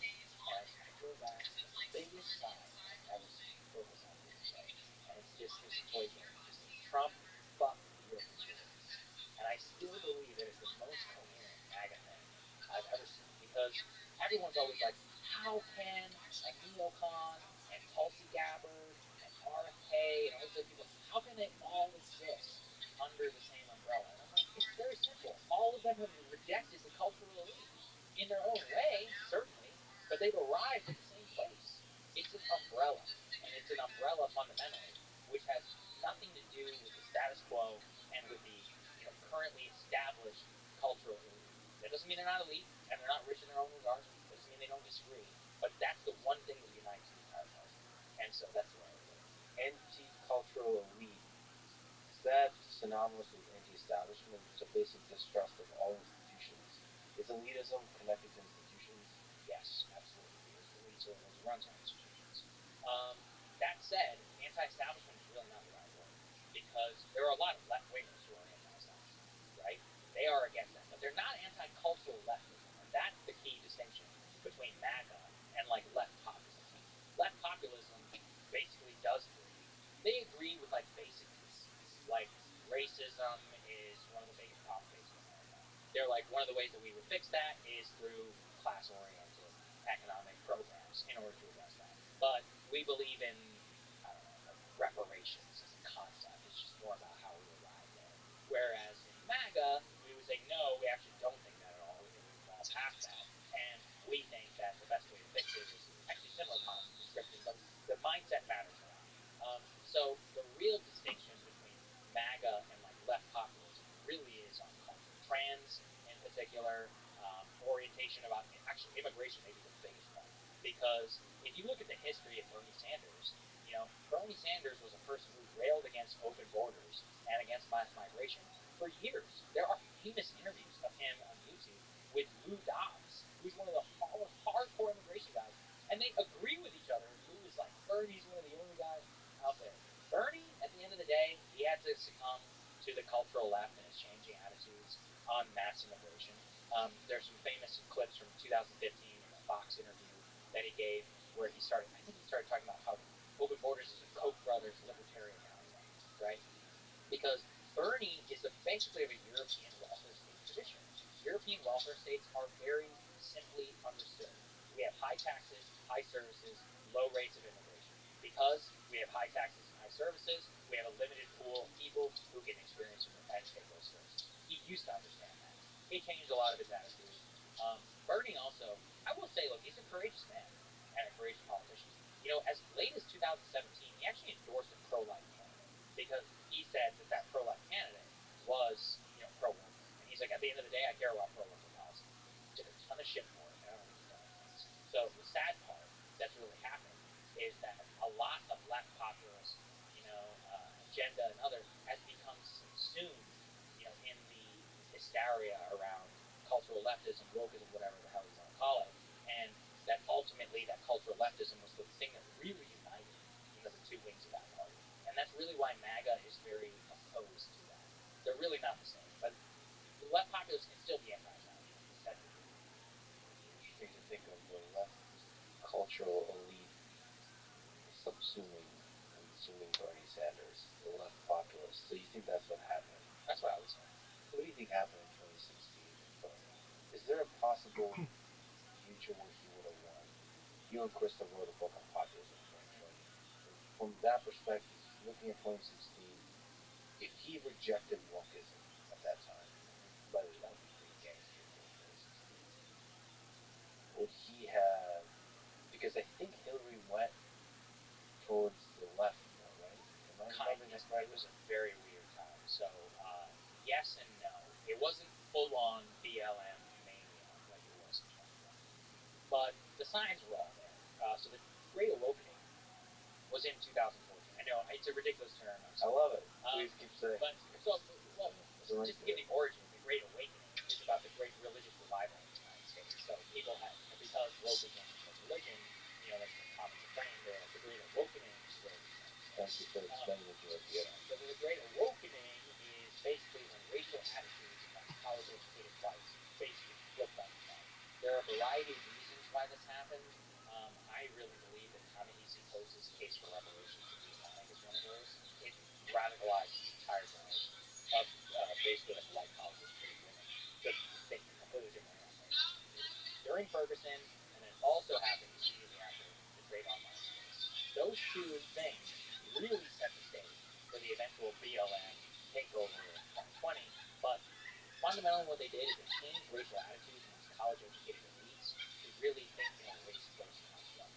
And worse is that they were rejected in 2016 in the ballot box by the election of Donald Trump, and in response they ramped it up because they believed that that was the framework to view the world, that people voted for Trump because he was racist and not for a variety of other reasons that they eventually did.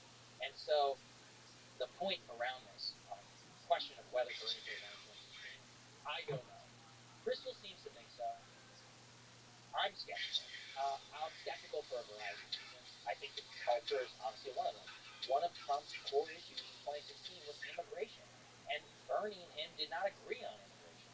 And if immigration, even if people did, support Bernie Sanders and his vision for working class people, like the debates and the understanding about what it would look like a healthcare system which literally would pay for illegal immigrants, I think he would have gotten killed on that. But I could be wrong. I will never know, what that looks like. Let me reference you from earlier in the conversation with FDR about the policy. I think if he went more into establishment and more populist, as opposed to trying to court, trying to be friendly with the DNC. Yeah, I mean, that's a good counterfactual. Nobody will really know. Look, I I have a lot of love for the Bernie 2016 campaign. He has a great ad from 2016 called America. You should watch it. It's a great ad. That's another very interesting thing. It's unapologetically patriotic, and that is not something that you see in a lot of left-wing circles these days. So he understood politics at a base level that a lot of people did not. But Bernie himself, and then a lot of the Bernie movement was basically crushed by the elite Democratic Party for a variety of reasons. They hated them. They attacked Joe Rogan for even having him on, and for giving him a platform that was ridiculous. Obviously, backfired in their face, which is really funny. But there were a lot of million examples like that. When they attacked Bernie for endorsing a pro-life politician, and he never did it again. They attacked Bernie for having Bernie bros. People online, the bros who were super pro Bernie, and it was his fault that his supporters would say nasty things about Elizabeth Warren, and he would defenestrate himself and be like, "Yes, I'm sorry, please, my bros, stop that." I think that his biggest problem is he never went full Trump. That he didn't go. Like he kept saying sorry. Yeah, I agree. I totally agree. And actually, in 2020, I did a ton of analysis on this at the time. He would always do stuff like Joe Biden, my friend, and it's like, no, he's not your friend. He stands for everything that you disagree with. Everything. He'd be like, yeah, he's a nice guy, but he's not my friend. But he would always be like, Joe and I are great friends, but we have a small disagreement on this. But like you just said, in terms of going full Trump, they wanted to see Trump up there humiliating all of the GOP politicians because they didn't trust him anymore. That's what people really wanted. But the other side of this is that the Democratic base in 2020 was very different than 2016 because by 2020 they full on had TDS, and they were basically like, we need you to beat Trump at all costs. We don't give a shit what your name is. Bernie, Biden, whatever. Whichever of you is going to be at best to beat Trump, you get the nod. 2016 is different because they didn't full on have that love and necessity of winning. By the way, this is a strategic advantage that the Democrats have. Democrats just care about winning. The current base of the party. All they want to do is win. Republican base, they don't give a shit about winning. They just want to win. So it's nice to win. But one of those where they will express their id for what they really want. Now, it's worked out for them because it turns out that it's a very palpable political force. But one of the reasons why, you won't see me up here doing James Carville 40 more years is there's a law, something called thermostatic public opinion, where, the thermostat, it changes a lot. So when you have a left-wing president in power, the country goes right. You have a right-wing president in power, the country goes left. Amazing, right? You can actually look at a graph of economic attitudes from the 2 months where Joe Biden became president after Donald Trump. So Republicans, Trump was president the last year in office, economy's great. 2 months later, the economy is horrible. Look at his fucking athleticism, folks. I've never seen a motherfucker so athletic. And I'm not counting the Democrats out. 2004, George W. Bush wins the popular vote. He has a historic mandate to continue in Iraq. By 2006, he's toasted. We have a massive midterm election. And by 08, we're writing books about 40 more years, how there's never going to be a Republican in office ever again. So things can change a lot in a very short period of time. I think also for me personally, maybe I'm deluded, sort of great man view of history. I think some of it is in programming circles, the term skills issue. I think some of it just has to do how good you are, how charismatic you are, how good you are as a politician. I maybe disagree with this. I'd love to see what you think. I think if you were allowed to run for many terms, I think Obama would just keep winning. He would win 2016, he would win 2020, he would win this year, 2024. It's possible, but I would flip it on you and I would say Obama would never be elected if there were no term limits, because Bill Clinton would have still been president. Yeah. So well, those two, right? Yeah. That's two examples of exactly extremely skilled politicians. It's one of the most satanic motherfuckers we've ever seen. Appear like populists. Man, Bill Clinton was forceless, and it's honestly sad what's happened to him. I was actually just talking with a friend the other day. I'm like, I kind of don't think that presidents should become president when they're young, because they live to see themselves become irrelevant, and that must be really painful, because I know what it takes to get there. Imagine being Clinton. I mean, your entire legacy was destroyed with Hillary Clinton in 2016. And then imagine being Obama, who in 2016 you could argue it's a one-off and say that Trump is just, oh, Hillary was a bad candidate. But Michelle and Barack Obama went so hard for Kamala Harris, and they just got blown out in the popular vote. I mean, the Obama era officially ended with Donald Trump's re-election to the presidency in 2024. And that was a 20-year period where Obama was one of the most popular central figures in American politics.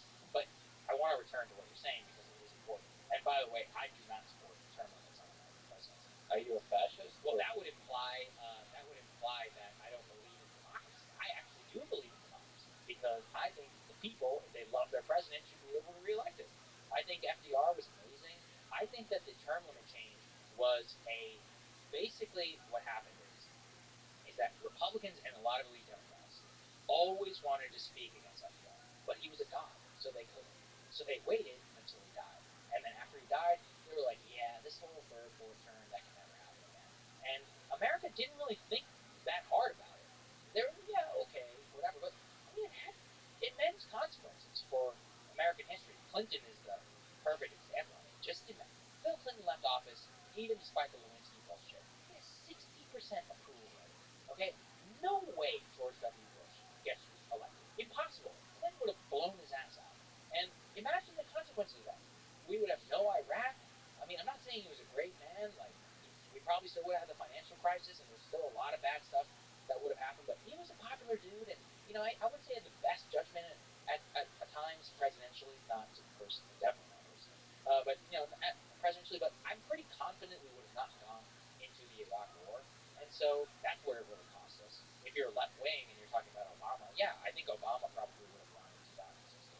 Although, it's a counterfactual, because Obama was never challenged in the same way that MAGA was able to the liberal consensus. Like, Romney really ran this, like, awful campaign, honestly, about cutting spending, and very traditional Republican. It was deeply unpopular. The autopsy of that election was, we actually need to be more pro-immigration. That literally was the autopsy. But Trump understood the assignment. There are two people who I so deeply respect for their political bets: Peter Thiel and Donald Trump. So one of the books that I recommended, called The Unwinding by George Packer, he actually talks about Peter Thiel there. This is 2013. And Thiel talks about, he was like, whoever runs for office next, they don't need to run on an optimistic message. They need to run on a message that everything is fucked up and that we need to fix. And if you think about it, that's why Thiel's endorsement of Trump with the American carnage message is, it was shocking, right, at the time. But he had that fundamental insight that that's what the American people wanted. Trump, too, comes out of an election in 2012 where the literal GOP autopsy, the report produced by the party, says we need to be pro-mass immigration. What happens? Immediately after 2012, they start to go for mass immigration. Basically, they go for, like, these amnesty plans, the so-called Gang of Eight plan, Marco Rubio, and all of this in 2013. It falls apart. But Republicans get punished by their base in 2014. So Eric Cantor, who was the House Majority Leader, the #2 Republican, and spent more on state in his campaign for the his primary opponent was successfully defeated, a guy named Dave Bratt. Dave Bratt kicked his ass on the issue of immigration and said that Eric Cantor was pro-amnesty. All of the forces were there. And then in 2015, Trump comes down the escalator, and he gives the message on immigration that the GOP base has been roaring and wanting to hear now, but that nobody wanted to listen to them. And that was his fundamental insight. That bet was a colossal and a titanic political bet at a time when all political ideology and thought process would have said that you should come out on the other side, which is where Marco Rubio and Ted Cruz and all these other guys were effectively there, in varying different ways, like they were hawkish or whatever, but Trump was just had such a monopoly on that as an idea. That's why he wins the 2016 primary. And then paired with immigration, a hardline position on immigration, is this American carnage idea that actually everything is wrong. The American dream is gone. We will stop this American carnage. And I think American Carnage is one of the most important inaugural speeches ever given in American history. It's put it up against every single other speech. There's nothing else like it. But that was what the country wanted at the time. And that's what great politicians are, is they're able to suss something out. That's also why Peter Thiel is who he is. Because he saw that in 2000. Imagine, what it takes to come out of the 2012 election, to be honest, totally contrarian to the entire national mood, this entire theory of Obama-esque star politics, and say, no, we need somebody who runs on that.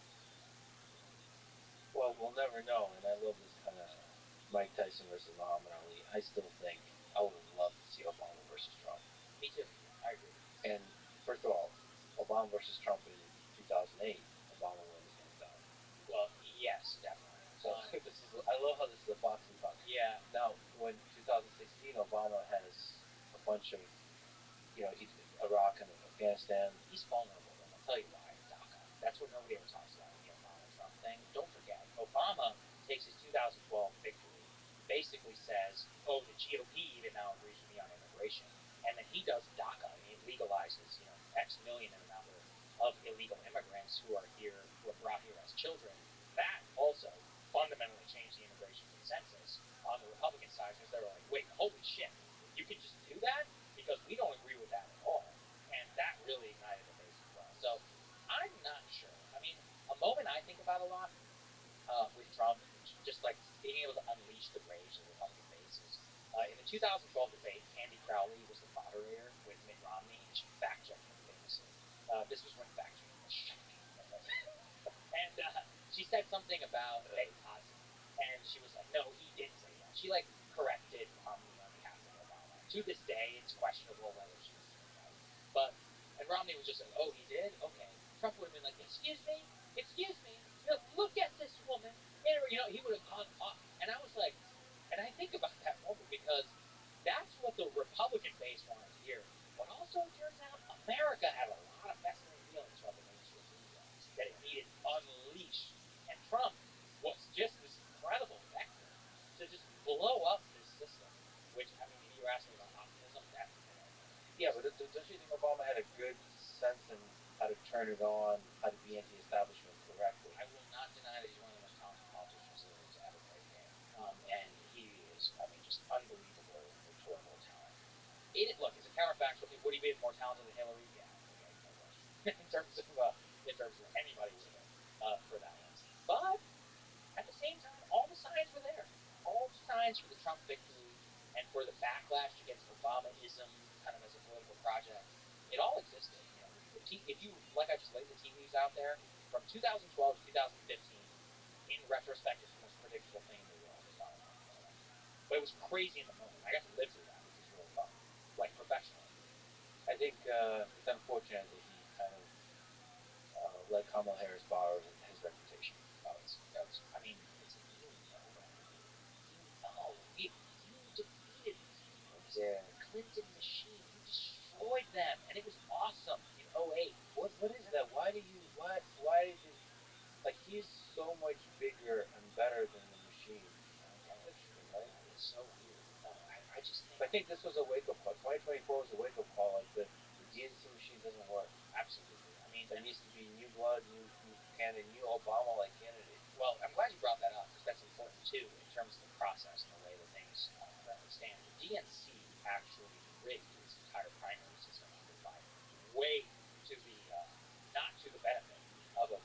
for example, you know how they moved away from the Iowa caucuses and they actually moved some other primaries and moved the calendar to reward traditional states that vote much more in line with the Democratic establishment.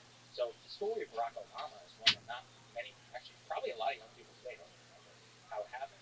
In 2008, Obama was the underdog, right? And actually, here's the critical thing. Obama was losing with black people. Why? Black Democrats simply did not believe that white people would vote for a black guy. So Barack Obama goes to his white state, Iowa, all in on the Iowa caucuses, and shocks the world by winning the Iowa caucuses. Overnight, there's a shift in public opinion amongst the black population of South Carolina that says, oh shit, he actually could win. And it comes out and he wins South Carolina, and that's basically, it was near the death knell for Hillary running for president. The problem is, by moving South Carolina up and by making it first, along with other more pro-establishment friendly places, what do? We make it so that Barack Obama can never happen again. We make it so that an older, base of Democratic Party voters who listens to the elites can never have their assumptions challenged. And that's one of the worst things Joe Biden did. I talked about his arrogance. He was so arrogant, he changed the freaking primary system. He was so arrogant, he refused to do a debate. I mean, imagine history. How lucky are we, honestly, that Joe Biden agreed to do that debate with Donald Trump early? And again, that was his arrogance. I think we're so lucky for it. Because if we hadn't gotten that, if we got to understand as a country how cooked he was and how fake everything was behind the scenes in front of all of our eyes, and they tried to recreate to make sure that would never happen. So, I mean, it's still such a crime against the American people. Who's that bitch? I've been thinking about who I want to talk to for 3 hours. Mm-hmm. That's why I bring up Obama, because he's probably the number one person on the left I would like to hear analyze what happened in this election and what happened to the United States of America over the past 20 plus years. I can't imagine anybody else. Look, if anybody could do it, it'd be you. But there are layers upon layers of that man. I would love to actually simply talk to him. For real. I think it's fair to say that we talked about the great man view of history. I think you have a psychopath view of history, where all great leaders are for sure psychopaths. Not for sure. There are many who are great people. Harry You're like some of them. Yeah, some Harry Truman. Some Harry Truman. I assume are good people. To be fair though, most of the good ones are accidents, like Harry Truman. You never would know he was psychotic. He was a great dude. I didn't know he was a great dude. David McCullough book. I highly recommend it. Everybody should read it. Truman loved his wife. I think it's really awesome. I love when politicians love their wife. It's so rare. He adored his wife. He adored his daughter. Spent time with them. He made family life a priority. He had really good small town judgment that he would apply to foreign affairs. He was just a very well considered, very stand up man. And I so appreciate that about him. Another one is John Adams. I love and revere John Adams. He's my favorite founding father. Him and John Quincy, they don't get nearly enough of their due. They were some of the most intelligent, well considered. They were family men. The relationship between John and Abigail Adams is literally legendary. And I think it's amazing, especially in the context of the 1700s, the way that he would take her counsel and into conversations and her own ability, and she would sit there and go toe to toe as much with Thomas Jefferson.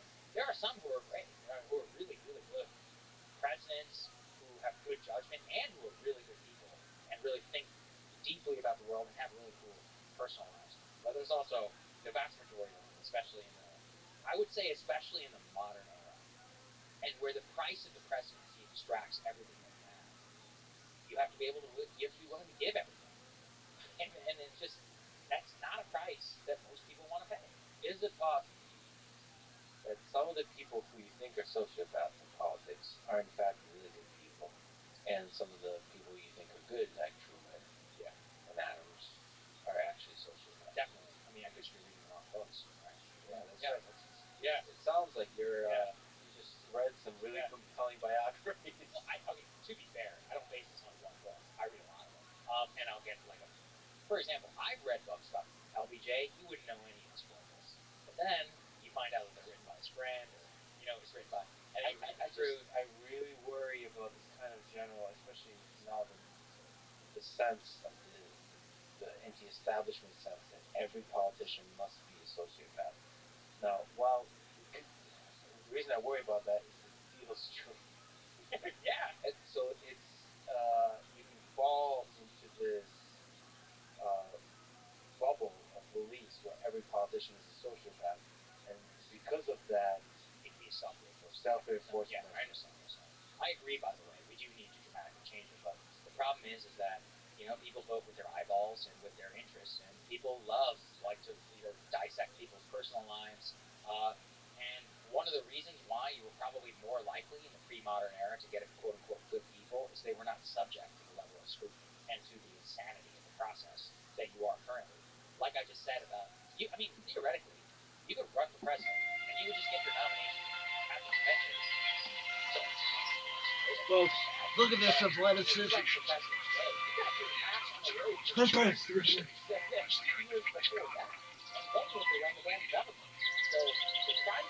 so extraordinarily high. I also think that Washington is a system, and it will just extract absolute at the end of the day, everyone always talks about this. How Trump is the only president not I actually think it's great. Like when you look at the photos of how he actually looks better today than he did whenever he went into the office. That's great. And that just says a lot about how his mind works. I think Trump is curious. Like I think he's having observed him a little bit, and both at the White House and kind of interviewing him, it's weird. It's calculating, but it's also curious, which is very interesting. The ones who are the thinkers, guys like Obama and others who are really in their heart, is apparently Obama won't sleep 4 hours a night. As telepathy on top of that. Alright, speaking about the dirty game of politics, several people that everyone may have never met in politics. Nancy Pelosi is the best of the team in the world. Is there any truth to that? In the modern era, yeah, I think it's good. Definitely. Let's think about it. Number one is longevity. So she's had the ability to control the caucus for a long period of time. So that's impressive because, as I just laid out with Clinton, Obama, and previous Tom Monroe, over 25 almost year period, you've been at the very top and center of politics. The other case I would plead is that in this modern era has been defined by access to money. She's one of the greatest fundraisers in Democratic Party history. And again, consistently, Obama, Kamala, all those people come and go, but she's always had a very central understanding of the ability to fundraise, to cultivate good relationships with Democratic Party elites all across the country, use that money and dole it out to the caucus. She's also been really good at making sure that legislation to the floor actually has a vote. So she ran an extremely well-behaved process in the House of Representatives, one in which you were able to reconcile problems within her office. It didn't usually go public, and then it would make it to the floor and it would pass. There would be no general media frenzy and Democrats would just put that on display with the Republicans, and we have multiple speakers all resign or get fired. Period. Period. Basically, ever since John Boehner decided to leave. My point is that when you compare her record to the longevity of the Republican side, it is essential. The other interesting thing is that she also has pulled off one of the real tests of political power. It's can you rule even when you don't have a title. She gave up the leader position to House Jeffrey, but everybody knows she pulled Joe Biden. That's pretty good, right? So she's technically just a backbencher. Nobody under her Congress, but we all know. So that's actually a very important case of political power. Is can you rule without title? And if you can, then you truly are not. So I would make a good case for her. She's done a lot of remarkable stuff. I will say they played Trump on the last time around. They were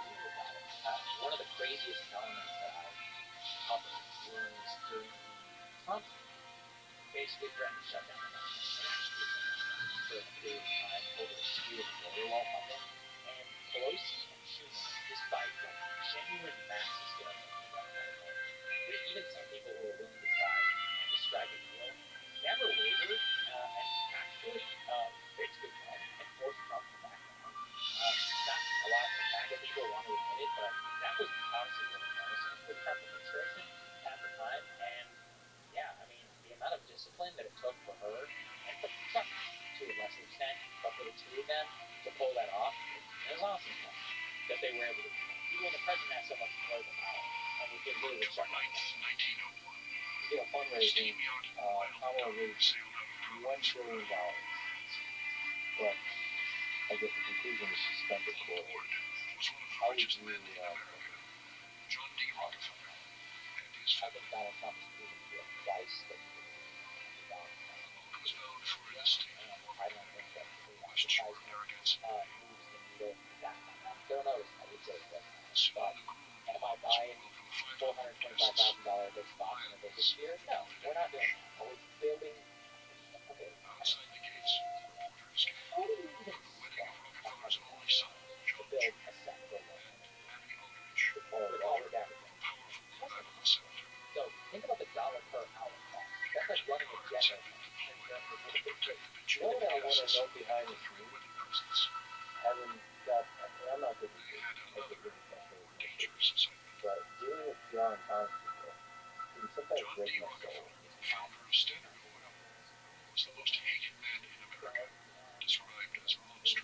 Yeah, that, but there's stuff like awareness of the climate. Not that I don't, it's not actually hypothetically, I don't even disagree with any of the suggestions, but it's like just the micromanagement and the politeness, it's a fake politeness, and it just makes me feel like I feel like what is he murder all of them right now? He dealt with it for a while. I just don't know how Bieber. I watched that World War I movie of his, I feel like people are like put off. Yeah. Already oppressed by the She's growing up a record. Europa thing. I'm just paid for the interview. You know, that's another one. I do this for a living. I could never have imagined the universe where Oprah Winfrey's paid $1 million for a spot. I'm like, you're first of all, second, I thought you do this because you believe. Well, I think to be fair, I think the million just helps do the thing you would like to do. If they're nice. I don't think any celebrity would endorse. They're not doing it because of money, but you should just do it for free. I can't even believe that you're doing this for money. I mean, and the fact was Alanis Morissette, you know how they had to cut her because they didn't have the funds to pay her? I'm like, first of all, you believe this for free. But second, yeah, as a person who's deeply cynical, I genuinely should. John Davison Rockefeller was born in 1839. That's insane. The second of five children. People on the left who are actually in the political arena are afraid of doing anything religious. That's a great question. Let me just say, probably most of the people I've talked to on this podcast are left-wing. Or have been for a long time. They just don't how weakness one day. Most scientists, they're left-wing. Most of vaguely political people are left-wing, they're saucers. But the closer you get to the actual political arena, and I'll try to I had a bunch of people, the highest profile people, this charming rascal, and in fact proclaimed in his presence, I'd marry him if he weren't dead. I just can't, you know, like, I can't imagine a conversation with Kamala or Joe Biden or AOC or Obama that's of any quality at all, of any kind of humanity, the genius of the person, the interesting nuance of the person, I just can't. I don't know, maybe it's because people that are too scared to do that. You just can't. The optimistic humanity about it is that the Democrats massively fucked up by not running on the show or on the show. So I actually fundamentally, number one, definitely. So be optimistic. But two, this is a good segue actually, is I've been thinking a lot about it. I know a lot of people listen to the show, tech, it may have some interesting ads, but this is something I want you to take very seriously. I was a White House correspondent for the Daily Call, conservative outlet, in Washington during the Trump years. And the most important was that under the White House Correspondents Association, the way that the media cartel has everything set up to access the press to the president is fundamentally broken, anti-American, and bad for actual democracy. So let me lay this out at a very mechanical level. Nobody would know this. And I was a former White House Correspondents Association member. So anybody says I'm bullshit, I was wrong. First thing, all the seats in the meeting, those seats are assigned by the White House Correspondents Association, not by the White House itself. The White House Correspondents Association requires you to apply for these seats, right? That adjudication process can take literally for bylaws, elections, and all these things. This means that they can slow roll the entrance of new media, online outlets, who are allowed in the room. The reason it really matters not having a seat is if you don't have a seat, you have to get there early and stand in the room, like I used to, and raise your hand like this. And just hold and pray that the press has to do it. It's extremely inconvenient. I'm talking, I have to get there hours early. I have the chance to run 15 minutes. So one of the things that Trump has is he owes a big part of his election to coming on podcasts and to new media. Now, because of that, it's really important that the White House Correspondents Association, which is a literal guild cartel that keeps people out of the White House and credentials itself and creates this opaque mechanism through which they control access, to ask the press secretary questions, is destroyed. And there are a lot of different ways to do this, because what nobody gets, too, is that all of these rules are unofficial. So, for example, they're just traditions. The White House is like, yeah, it's our building, but you guys figure it out, right? But that's a long-standing tradition. Let me give you another insane tradition currently that exists in the White House. The Associated Press, right, press secretary, or the Associated Press correspondent, gets to start the meeting. They get the first question. They also get to end the meeting. When they think it's been enough time, they're like, okay, turn down the thank you. Right? And that calls the meeting over. What? You're in the White House Correspondents Association. You really just have to work for the Associated Press. Why? Like, why do you allow that to happen? So, number one, stop doing it. To their credit, Trump is a good man. It's a long time. The other thing is that what nobody gets either is that the first row is on television for logistical reasons, so that they can do their little stand-ups and their nice, well, what people don't seem to know is that all the television networks are basically going to ask some version of the same question. The reason they do that is because they need a clip of their correspondent going after the White House press secretary Robert Mueller. I can remember how you say it. So you get the same goddamn version of the stupid political questions over and over again. The briefing room is designed for traditional media, and they have all the access to the air. So in an election where you owe your victory to, at least in part, new media, and recognizing the changing landscape, you need to change the conduit of information to the American people. And in an election, I don't know if you saw this, but election night coverage on cable news was down 25%. Just before 25%. That's astounding. Cable news had a monopoly on election night for my entire life. And yet, my show had record ratings that night. And I'm small stuff, plus we've got Candace Owens having a day with Tim Ford, David Pakman, TYT, all these other people. And from what I understand, all of us blew it out that night. Because millions of Americans watch on YouTube. We even partnered with some decision desk agencies. We had live data. We could make state calls. And for just a silly little YouTube show. My point, though, is that in an election where the vast majority of Americans over 55 are listening to podcasts, consuming media, and not watching cable news, where a median age of CNN, which is the younger station, is 60 years. It's median. So statistically, what does that tell us? Right? There's a decent number of people who are watching CNN who are in their 80s and in their 90s. Yeah, I'm glad you brought up Alex, because he deserves a tremendous shout out. Alex was. He was the pioneer of the podcast strategy for the Donald J. Trump campaign. He got him on your show. He was able to get on Andrew Schultz's show, Rogan. He was the internal force that pushed a lot of this. My personal hope is that somebody like Alex is elevated within the traditional White House process. That the number of credentials that are issued to these mainstream media outlets is cut, and there's a new lottery process put in place for people with large audiences can apply. And I also want to make a case here for why I think it's really important for people like you and others who don't have as much traditional media experience to come in and fascist capitalist journalism. leaving them But it was starting alone with you, in too. the new city. Giving you access in that pressure cooker environment and having to really like sit there and spar a little bit with a public official and not have as long necessarily as you used to. It really hones your news media skills, your news gathering skills, and it would make you a better interviewer as well. Because a lot of the things that I have learned have just been through osmosis. I've just lived in DC. I've been so lucky I've had a lot of cool jobs, and I've just been able to experience a lot of this stuff. So I'm really hoping that people who are listening to this, who may have some influence or even the viewership, if you want to reach out to them and all them, this is a very easily changeable time. It's a cartel which has no official power. It's all power by tradition, and it needs to be blown up.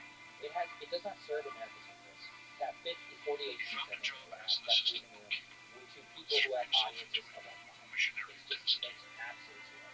Workspace, seats, access to credentials, and also credentials that are issued to press to other like media journalists at major events should take precedence. It's because it's not even about rewarding. The American people are here. You need to use them. That's your job. And I'll just end with a historical thing. Barack Obama shocked the White House press corps in 2009 because he took the question from a brand new blog. Because he knew. He said, these blog people, they went all in for me. And I got to reward them. So there's long-standing precedent for this. They'll bitch and they'll moan, they'll be upset. But it's their fault because they don't have as much credibility. And it's incumbent upon the White House, which serves the public, to actually lead them. So I really hope that at least some of this is implemented.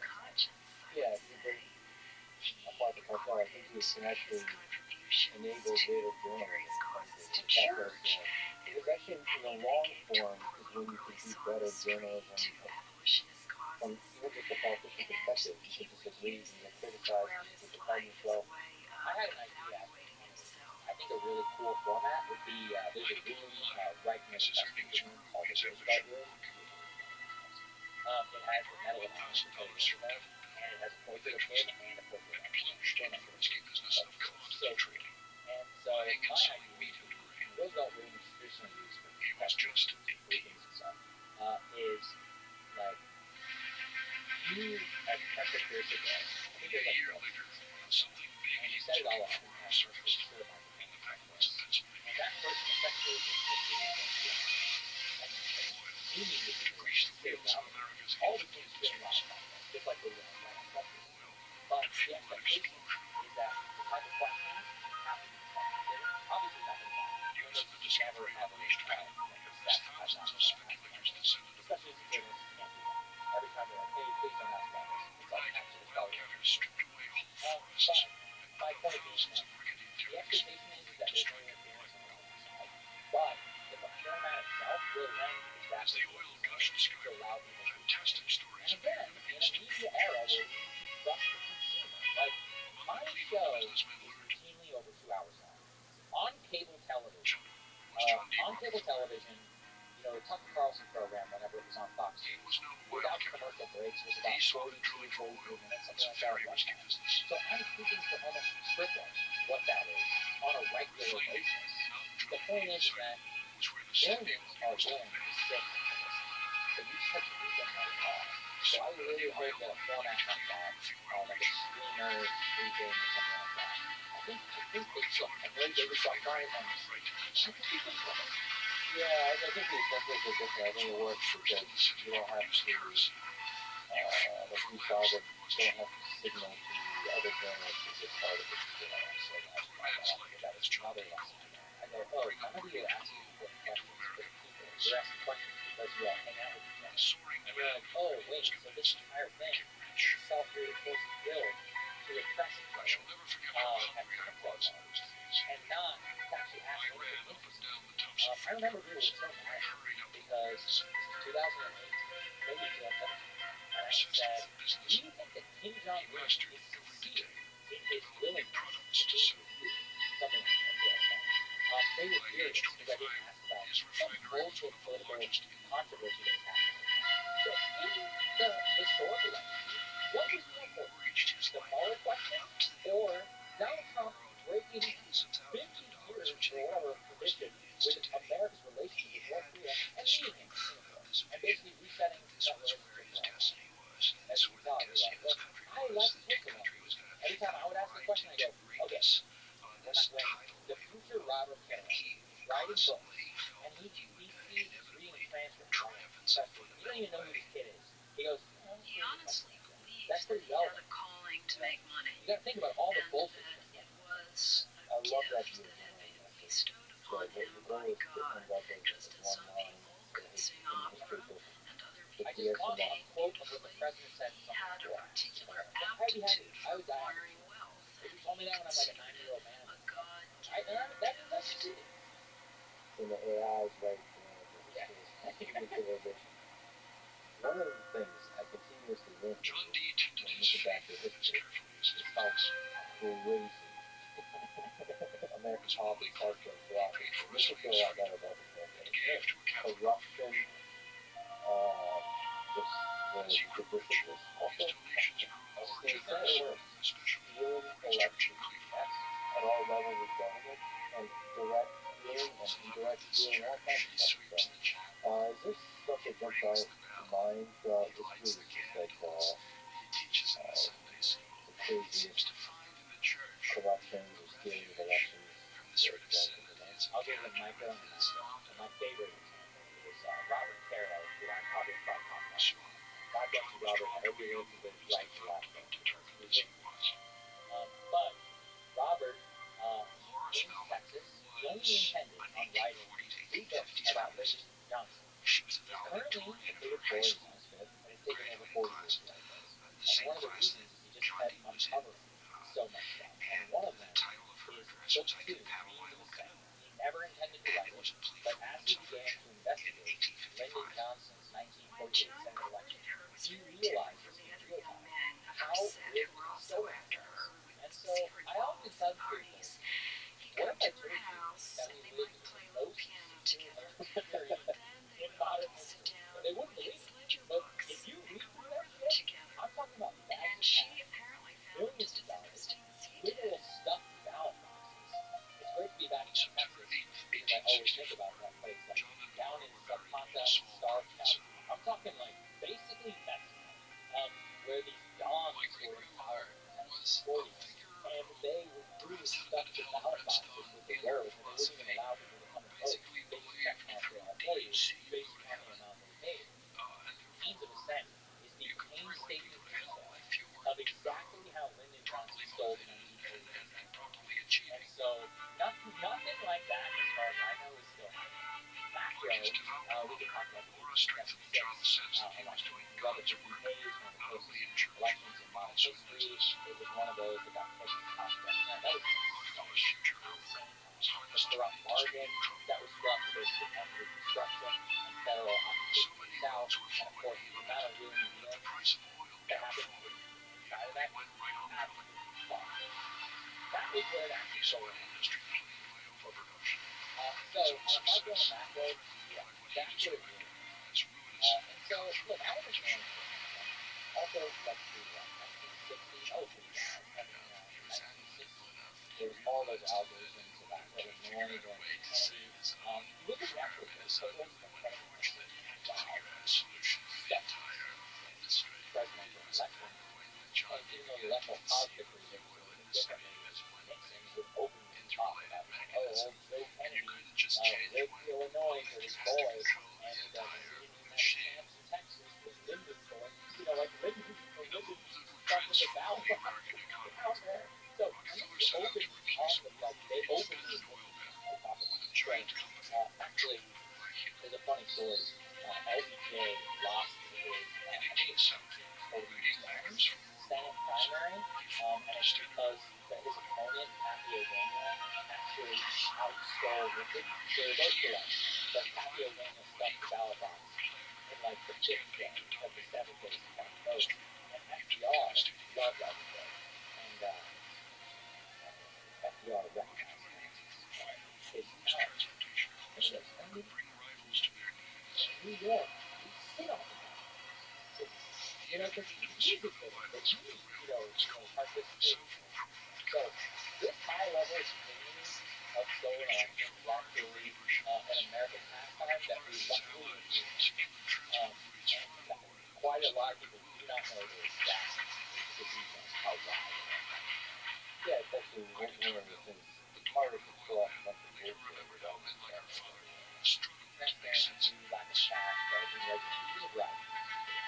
So that said, let's talk about the 2020 election. Seems like forever ago. Do you think it was rigged in a way like Trump was? And was it rigged in other ways? And by the way, when I interviewed today, Tom Thompson said, for all the MAGA people who are going to get mad at me, they beg to agree, right? And I have observed, and I'm going to put my analyst hat, there are two species of South steel. One I call low IQ South steel, and one I call high IQ South steel. Low IQ South steel is basically what Donald Trump is advocating, where, Dominion voting machines, bamboo ballots, and Venezuela, and Sidney Powell, and all the people involved died by the Secret Service. I'm not saying that's what that actually is. Rudy Giuliani, etc.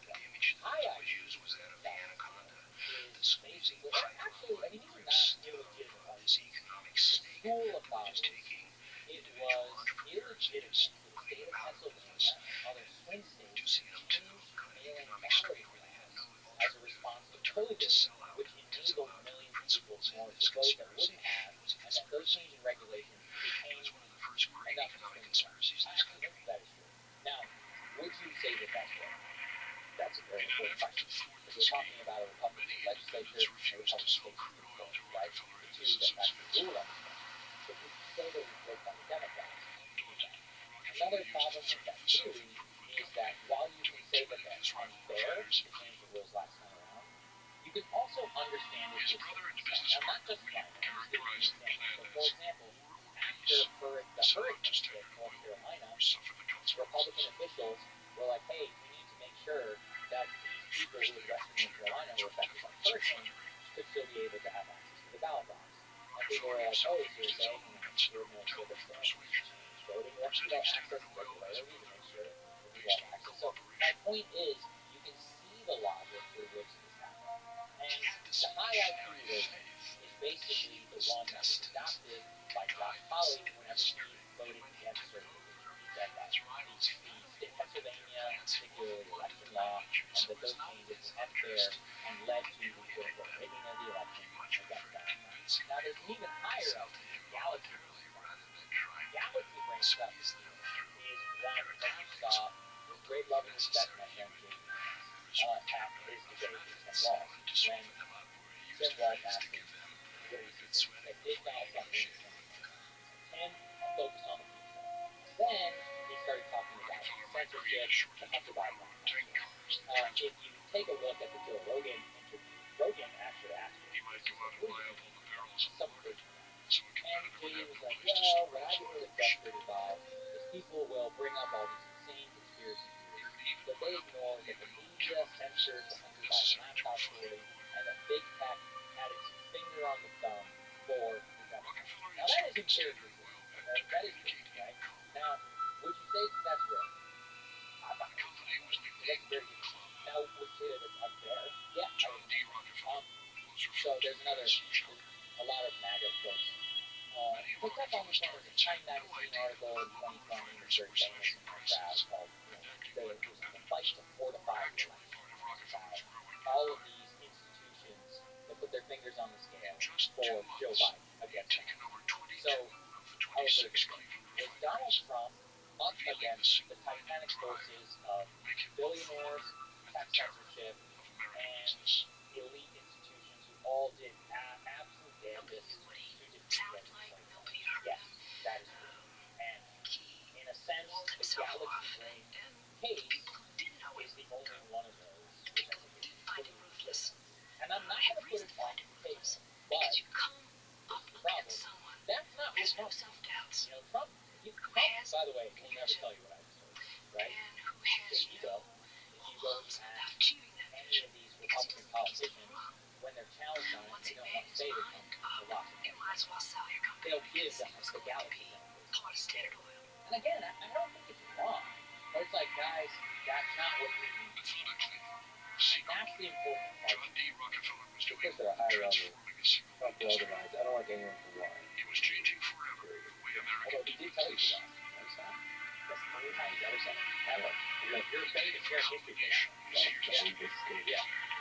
Individualism has gone. I mean, there's a case to be made that he's good. Yeah.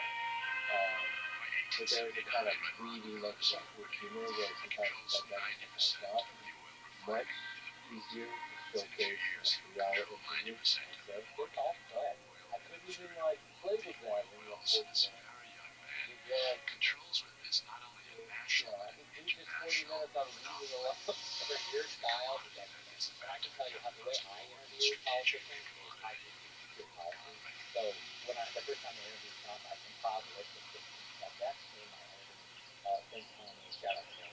And the two of us sat in an office, and then we had questions by priority in each category. And if we felt like we were running short on time, we would move around those different ones. But that was purely he's the president. We're asking him for his after the opinion birth on of their first child. For what you do, it's To impossible. Euclid Avenue, Yeah, I just want to say Cleveland's Millionaires Row. thank you for everybody involved for making my conversation Although with Donald Rockefeller Trump couldn't possible. have afforded any But I've mention of learned a this lot year, from that. That he deliberately I picked a just, more if modest I'm house told that all I where have his is three food, remaining children were born. I'm very politely Edith sparing, and his only son, in that case, John Donald Jr. Trump for 40 minutes and just walking away. Because I don't think that's Cleveland's a good job. richest I think landless, that is the correct decision. Rockefeller, Yeah. now one of America's And I richest also men, would encourage you to faced have a the difficult confidence task in raising his that children. you are in a position of something that we call in the business the ability to compel. And by to compel means to be able to bring somebody else to you and not the other way around. And I think that you and Rogan and a few others are in that very unique position, and I would really encourage you guys to stick to your guns on things that make you feel comfortable. Because, those of us in news, we will always negotiate. We're willing to do short lines for asking about policy. But for the style you help popularize, that's very important. Thank you for saying those words. And that's not just in the interest of journalism, in the interest of the conversation, it's in the interest of the guest as well. Yeah, absolutely. To bring out the best in them. Yeah, I mean, I would feel really She once proudly confided to a and I would neighbor, feel like people "I would am so not get glad my son has told me what he wants from understanding of business. my own thought So now, process and my it can be backstory. done." I was not able to sit there for literally hours and to explain After she was diagnosed with consumption, how I Rockefellers began not to that spend more time in Forest Hill, it's just like their 79 acre estate all I can do outside of is Cleveland. I hope it's helpful. I want to help people because when I was growing, I Despite grew its up grand not buzzing facade, 90 minutes he insisted the interior remain bare of all very signs of neat, they luxury close or off from each pretension. other. And I found the world in books. And books saved my life. Junior They recalled, made there was something so many there, like air, full and or I any hope other to encourage element. that. Yet it was never Really, easily no attainable. matter where you are, no matter who you are, or what person you are, have some time to either sit down with a book or put on an audiobook and you can transport yourself into your household. So important. Listen to your show when I was meeting too. I love listening to your show. Sometimes when I'm too into politics and I don't listen to something, I listen to mine. I love I've been with Steve Jobs on James' son, James' son, and then making world. Yeah, Coming on. Is he? And again, shout out to John Warren Connor. Buck, Junior mended doors, killed flies, I've never met him before. I would love to correspondence on dutifully point. I keeping love track him of so every much. penny in the ledger, I met him just like before. his own. It felt, I mean, I was He starstruck. attended prayer Very, meetings very and recited starstruck. temperance slogans And without his complaint. are so much infotainment. I've listened to that many I think times. his best By series, age one of 10, his best series, he had signed a solemn oath that he would abstain from nobody tobacco, is from profanity, That's an OG and drinking of any intoxicating But beverages. his Ghost of the Osprey on the Eastern Front Junior and his sisters were constantly pushed by their Russia mother to fundamentally cleanse their changed my souls of view sin. And also, at that time, I was very young. Every Sunday To afternoon, me, World Laura War would II sit was down the with same the children, and they would discuss their, now. what she And I was called like, their oh, shit, ill-conceived this actions entire of the thing week. happened, which actually And that decided the was Second World War. And I don't know besetting anything sins. about this. So And shout the out to him. idea was God to bless him. examine And what his they did quote-unquote and short basically episode, ask forgiveness I think, and on slavery in analyze general how they for could human history. That was improve their behavior I for the actually next bought week. a bunch of Hugh Thomas The books. most Like, important I'd lesson never that she really taught read the about children African was slavery what is your or the duty? slave trade And that is outside was of to the Civil guide War your complex. life So again, shout in out. service to others. You are I not like here answers too. just Going for to your Japan own in a few days, enjoyment or even I just keep simply to thinking of what we pray. always talked about in his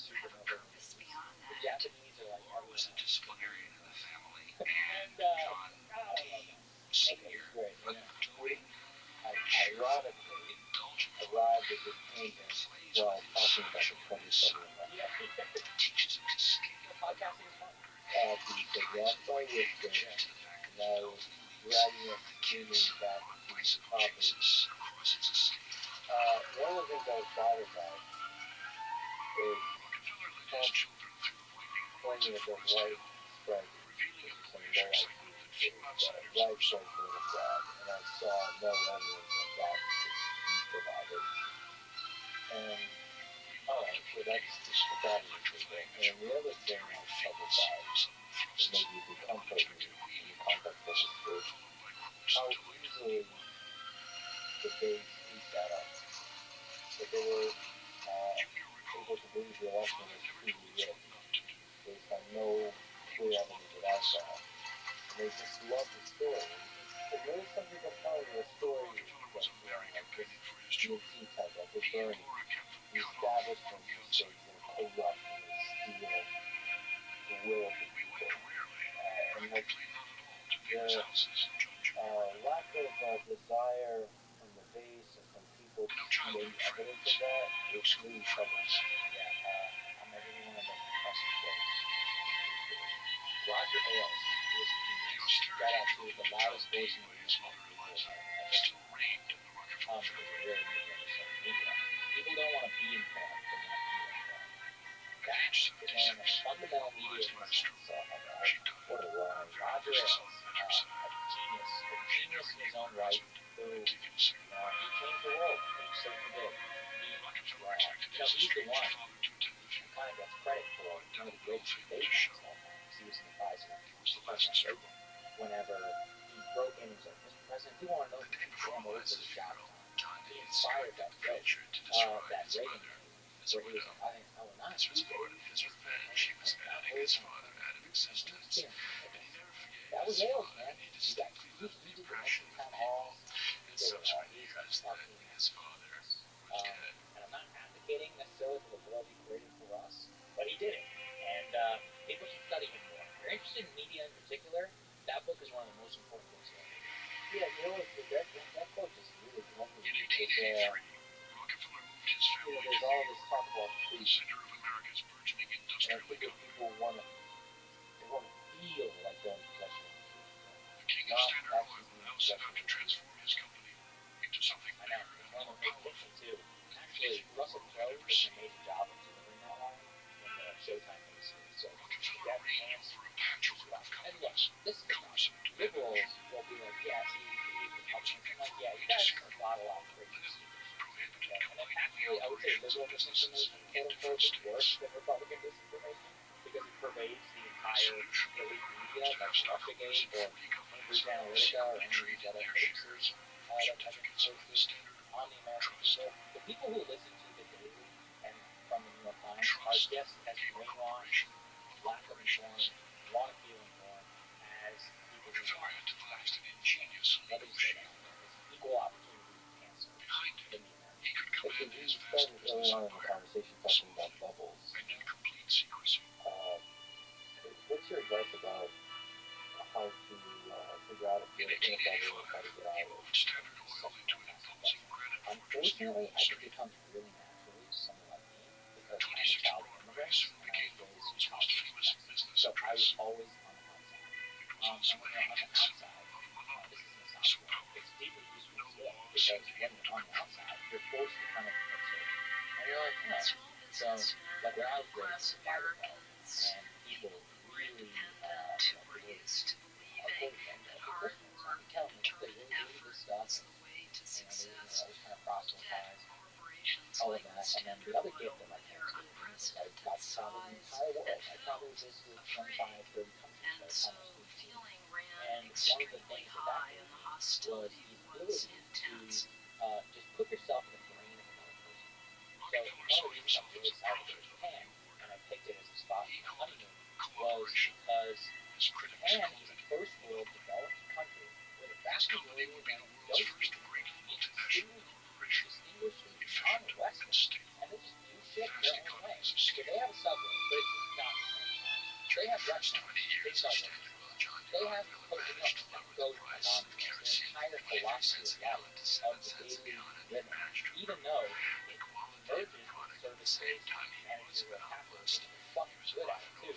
They do it their own way. So exposure to other countries in the world gave me, and also just being an outsider myself, gave me a more detached view. So if you don't have that, what I would encourage you is to flex that muscle. So go somewhere that makes you uncomfortable. This will be a very boomer take, but I hate the fact that we're 5 years away from it. Because some of the best experiences I've ever had in my life is walking around Warsaw, Poland, trying to find a bus station to get my ass to Lithuania with a printed out bus ticket. I have no idea where the street is.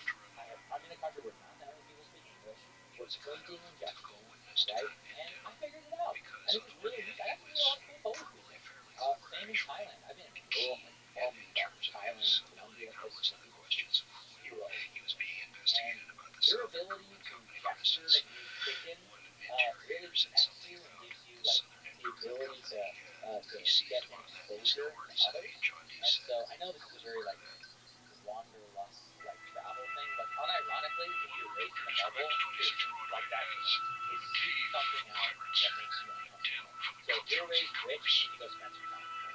And consider that they might actually understand the world better than you. Well, in some respects. So I think a lot of rich people have very screwed up personal lives. So if you're poor and you really value family, you say, oh, that's interesting. There seems to be a fundamental trade-off between extraordinary wealth and something that I value.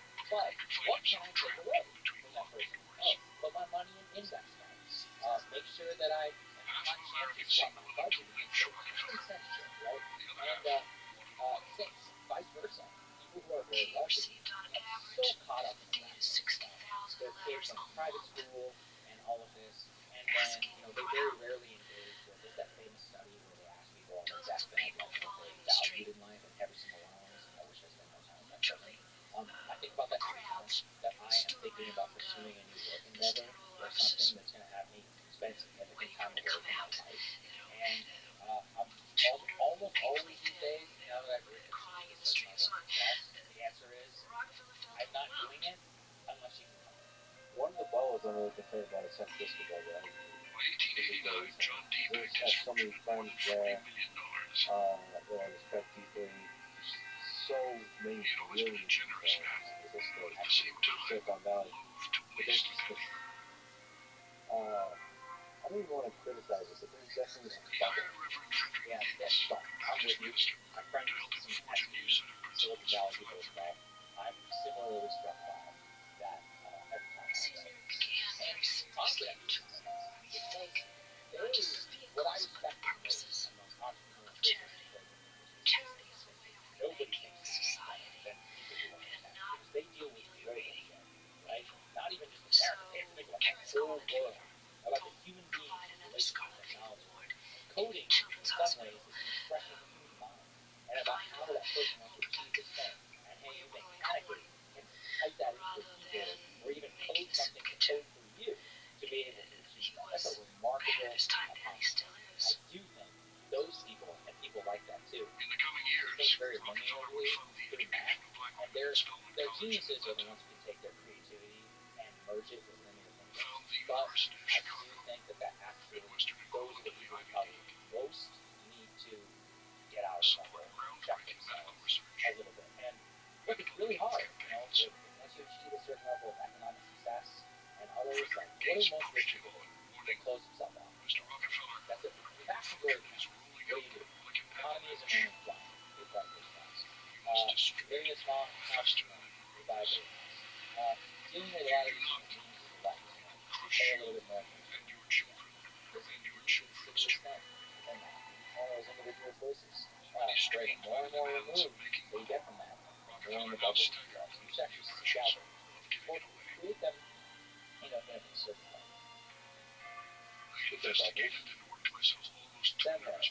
He has continued to criticize me directly and indirectly, I think, unfairly, but I love Sam. I deeply respect him. Everybody should listen to Religious Health podcast. It always makes me think. Definitely in the rotation. That's very admirable.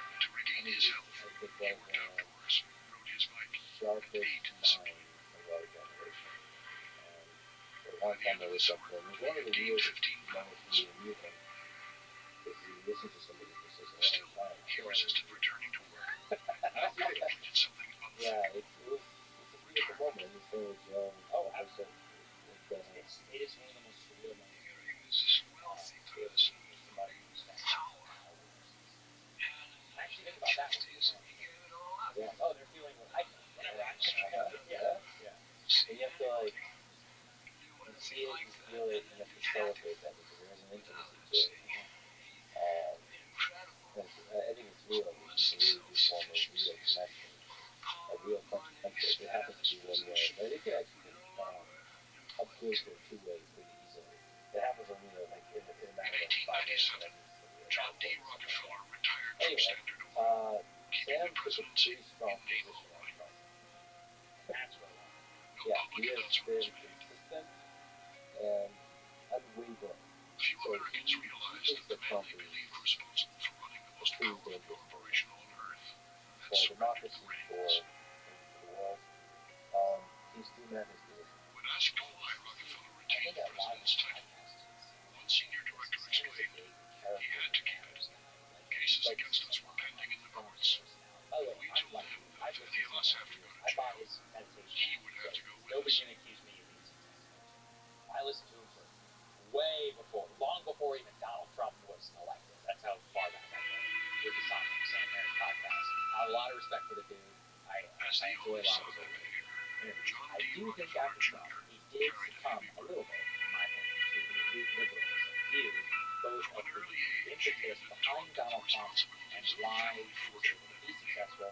So in some ways, very his to bear. beneficially to the Trump voter, but also a fundamental By misunderstanding age of 18, because, he like had I said, suffered 2 he nervous really is the one collapses. who believes that narcissism, that character, and all of that John D. makes Rockefeller itself will eventually has override some and rather impossible tasks ahead of and him, I just think that's a really because wrong by the way. time he comes of age, And, his father has been for successful example, beyond I had this anybody's Crystal, wildest and dreams, this guest did the including his whole own, Trump, to talking the about the point enemy from where within. the He was son like, he cannot wants to possibly prosecute match the political father. opponents. Do you disagree with that? And I was like, no, I don't. He And is certainly she was like, familiar so you're not with worried about it? And I go, no, I'm not. And she was like, well, how do you much has play been that? given, much Well, shall be I required. actually unironically believe And in the by the American time he system comes of into his own, institutional checks and balances, he which realizes kept him, quote he unquote, can in do more check than anybody last time else. around. I also Of believe course, from in him shall be democracy, required where, more than anybody you know, else. this is really interesting, but, you know, in 2022, a lot of the Republicans who were the most vociferous Intensely about Trump, they conscientious, got their asses kicked. Junior entered Brown University in September Americans also 1893. then, in 2024, decided to forgive some of that. He still wrote all his Definitely expenses helped, down right? in a But ledger they were able to and oversee mended that his own for their own clothes. interests. As in, Slowly, however, democratically, he people began are to able wean to weigh, himself from his in strict terms of checks and upbringing. balances, what they should and should not account to politicians For the on. first time But in his also, life, we have he the went to American the legal theater system, and I also enjoyed know football the way games, that the institutions and in even Washington once work, smoked a pack of that, cigarettes. you know, fundamentally, the way To that the horror certain of his mother, processes and all he things can learned play out to will dance. not play out to some quick Soon he met Abby Holdridge, a popular this gets to the prom whole Kamala and them adopted by talking his name fascist, for Hitler. his mother. You and I probably spent hours Abby Aldrich, thinking because she and was reading raised in a about Hitler, liberated, Weimar Germany. relaxed, And I just find it so artistic insulting, you know, family. because It was it like an becomes injection iconic of like fascism. It has a terms and meaning interest in the beyond larger beyond world, the dictionary definition. which The John had been shielded circumstances from. through which Hitler is able to rise to Abby's power father, are Nelson not the Aldrich, same was a as controversial today. United It's States like senator stop from Rhode Island. denigrating America to the point where you think He was like fiercely this. criticized by the Why press do you think for being America prime power That's a broker ridiculous for thing to trusts. say. Do you unironically believe that? No, you don't believe that. Junior admired That Abby's is ability to be personally loyal what to her drives me father a little bit and crazy. ignore And the I think criticism he Sam attracted. has found himself in a mental framework where he is not As he approached he's not able graduation, to look past he still the worshipped his own man father and his and quote was unquote deeply wounded danger. by relentless And attacks in the at the press. end of the day, his worldview was rejected totally by the American people. And that, the character argument, the fascist argument, the Hitler argument, In 1897, that fresh out argument of college, has been run twice Junior before, went to work 2016 for Standard Oil. and 2000, actually all three times. I guess it won in 2020. My But one two out of thought the from three the time I times, was a Donald boy Trump has won the growing presidency. And was to his help latest my one father. was that argument has never been made before for a longer period of time and more strength by a To political tell him how candidate he was is expected to rejected. help. And I He was would ask given a him desk, he to was given a reconcile salary, himself he was to given the some miscellaneous American chores. I think Nobody told understand the way the world Where works his place in the is world that there was. is some And probability perhaps that's what Senior that had Kamala in mind, planning to Harris find his own way. will But the states had made institute life more difficult for communist the state, son. and there is some probability that Donald Trump Anxious will to succeed at some will Junior fly a tried swastika investing. with and He support trusted the advice of a shady Wall Street speculator. I don't know, you and I Suddenly, cautious Junior lost $1 million but in his that father's probability money. is small. You have to, if you allow He yourself to went to focus see on a his father. particular Must have been a terrible trajectory churning with a small sensation in his probability, stomach. you His become father all reacted very encompassing. But you patiently. can see it. You can see it Johnny back. seemed There's to certain ask him a lot qualities of of questions. Trump And instead where of in he any way wants to scolding hold on or to power. reprimanding First him, of all, he every says, politician "All wants to right, hold on John, to I'll power. take care of it." Joe Biden, He saw that his son maybe was because he's congratulating himself part of about the this machine, incident and that there was no can't need even conceive of the punishing notion his in the son, first who was place. so clearly But he has the punishing arrogance himself. to know that he holds on to power, do everything he can act. And then Hearing for the Trump, I family's just feel vast like fortune if would it was overwhelm very his son, popular for him Senior to have a begged third Junior term, to I relax. think he would not be the kind of person who Laura, doesn't however, pushed him advocate for a forward. third term. So You are the son of that the would king of require kings, the she Senate reminded him, and the House, and or so you can 70 never or do 75% of dishonor states your to father pass or and be change disloyal the to the king. Constitution. Do you think that's going to happen? No, I don't think it's going to happen. So I'm not that worried about it. Junior Now, anguished you can make a to more marry argument. happy. And actually, For what's kind of 4 fair years, is that prayed he's the every former day president. for divine But, guidance. with extraordinary candidates, but people like Trump, you get the Gently, good and his the mother bad. ended There his is a true agony, duality. saying, Like, "Of course the you are norms he Miss busts around Orange. the Why did you farmhouse, go I once? love. And The tell her norms so." he busts around the economy, I love. The norms he busts That fall, around freely so using much of the their American originally political invited system, saying guests how to an it's extravagant I love wedding. that. You know what I hate? This 2020 election. You know what else I hate? Private This, yachts I don't know, elite Gilded Age the society lack descended of on the discipline Druid that I Islands would to be want devoted. to think that a great leader could have, like when he was president, tweeting about nuclear Many in the positions. press saw this union That of was money objectively and political ridiculous. power Like, it was crazy. in dark Right? terms. Was it funny? Yeah, but it was crazy. Like, and it's not how One I reporter would warned, conceive "The and chief have exploiter conceived of of some the of my American favorite people presidents. is I now wouldn't think closely that they would allied do by that. But marriage that's what you with get. the chief schemer." Everyone should be clear-eyed about who this man is. And that's another For the problem. austere, Glorification of controlled politics Rockefellers, is sick. Junior's new Like, wife about Trump, would be a about liberating Obama, influence. like these people are just When they're people. first The married, idea Junior says that they are really godlike like to keep a creatures with ledger. extraordinary She just judgment. says, You know, no, I one of the really won't. cool things about you and I's jobs, And we when actually he can gives speak her very clearly. $1,000 After as you a meet a few wedding billionaires, you're present, like, yeah, a there's rather almost something there, but interesting act in some of itself. you She know, like, gives it to boy after to you be meet a seen few in politicians, you're like, Providence. oh, So you know, they're not that immediately smart. you see That was a she's rude awakening going for to me, by the way, assert being here in Texas reading herself. about these people. And pretty soon, I was on Capitol Hill. Patty joined the Rockefellers as they were about to enter the most painful And I see them moment in their behave in history. ridiculous manners, and, you know, whatever, they Her treat people husband would badly, soon or find say things himself in stupid. the harsh And I light was of like, public oh, scrutiny, man, this is not alongside I'm like, his this is father. not like what it used to, or this is reality. And the weirdest part of my life is I've now been in Washington long enough. I know John some of Davis, the people in his personally. 50s, The vice president of the hair United started States, to fall literally out the and his vice mustache president-elect, began to fall future out. And cabinet suddenly in secretaries, 1901, future, you know, these people his I body literally hair have fell met, out, had not dinner just from with, his and head, drinking, all over whatever. his body. That's a And wild this was a thing. very And that's even more crushing bringing you down to and earth. humiliating thing to That's suffer from, power. because That's when you see kind of scary. photographs But you're just a person. completely bald And so in the even early though you don't 1900s, have to say I he have looks my like he life could be experience. in his Take it 70s from or me, 80s. anybody else who's ever met really famous people, rich, Rockefeller had successful, looked powerful forward to the end people. of his They just long career. there's some things that are unique The about them, scandal but surrounding his rise to power they have would just be as many resurrected qualities as you or in anybody else haunting who's listening to detail. this. Yeah, there's for each candidate, Trump is probably the extreme version of that. Rockefeller and There's a, Standard Oil there's a were about to be distribution investigated of by the a possible vigorous new trajectories of president, administration. Theodore Roosevelt. Yes, and like And an the range of increasingly possible assertive trajectories press. is just much wider with Trump. Yeah, you're describing like a phase in the In 1901, the managing editor of McClure's magazine,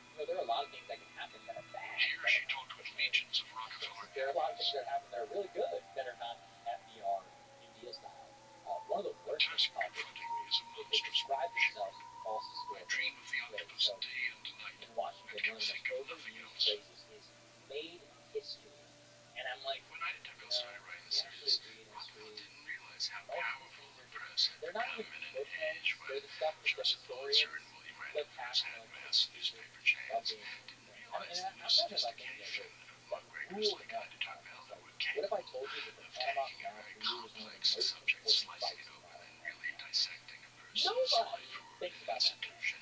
It ruled America. It genuinely In is a book. 1902, But that's how it felt. Cardinal's revelations So that's how it gripped the nation. You, She brought to life a tragically drama missed in the which real independent thing. oil men were My crushed brothers, by the I'm mighty really sad. Standard. Let me tell you, I love him so much. She The documented UFO Muhammad's community collusion are with some of rebels, the best people kickbacks, I've and ever met shady in my life. dealings. Shout out to my brother Jeremy Cordell, She George exposed Knapp, the the sweatings OG, and crushings, all of the people who fly spies from all and around the governments, world to come to the these hearings. secret It ownership was so groups, fun. I got to rivals. meet so many of them last time. Just walked the rope line as people were There was not a coming with lazy bone excitement. in the organization, not an incompetent hand or stupid truly head. love you. But they had never played fair, Second one, I guess, and that ruined their we hope greatness that the on thing me. happens. It's gonna be so hard.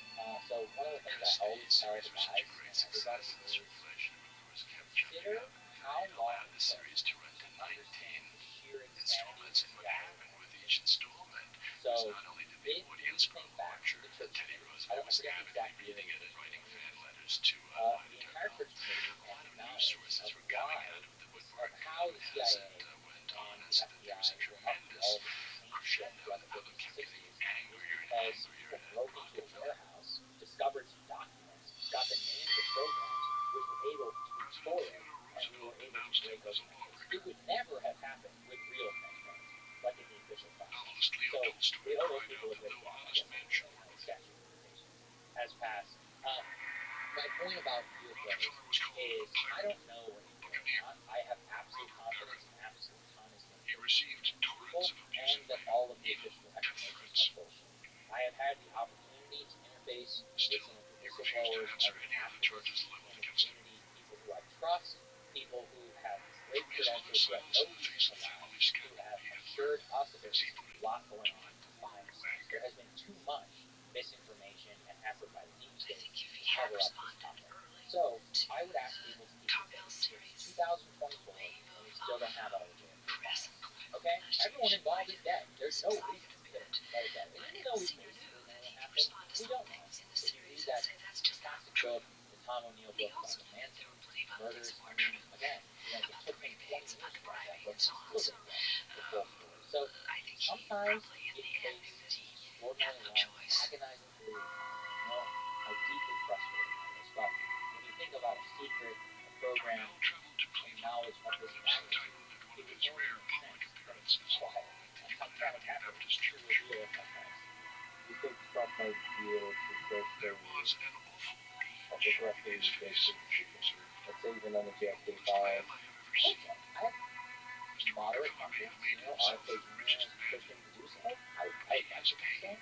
At the same time, I saw him got real last Cover time, so clouds of I'll such hold my breath. violence. why do you think that happened? Why do you think that Remember that whole interagency thing I Darnell told you about? described Rockefeller's agitated That's another thing. behavior, You're presuming that the the way he president was has power. searching the aisles for I'm possible saying that enemies. I'm not even sure we're there. Like in terms of Mr. so Rockefeller, basic like she concluded, civility, for that all she of his said like, conscious power, I would like to was be back by afraid. JFK 5, and they say, Afraid of yes his sir, own we'll kind. get that to you in 3 months, and 3 months comes by, and then She they're like, then well, capped there's the 19-part photos. series Well, with the way you get a around it two-part is, well, gap let's in the release study some. where But she there's not described conspiracy Rockefeller theories. as There's idiots and releasing them, lovers that's and one. adherents, But and get that around actually that. Oh, moved okay, Rockefeller. that makes sense. When she And read again, her he's a big guy. expose of his business methods, he felt that it This was is very that's the problem, is unfair that to unless you have the portray true him in urgency, this ghoulish I mean, look, fashion, people of immense make power the and fact pride. that he Everyone who was trusts him is a somehow White House proof guy. He is a of UFO his true believer depravity. in his heart.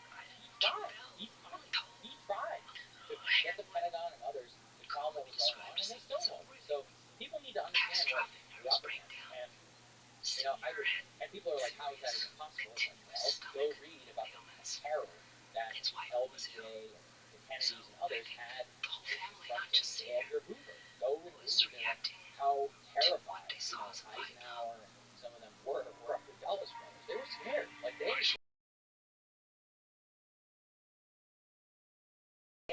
Discouraged, So John D. Rockefeller Jr. confided to his Latin class, look, I've government, never deep had state, more occasion etc. to seek the sympathy They've of been there a long friends. time.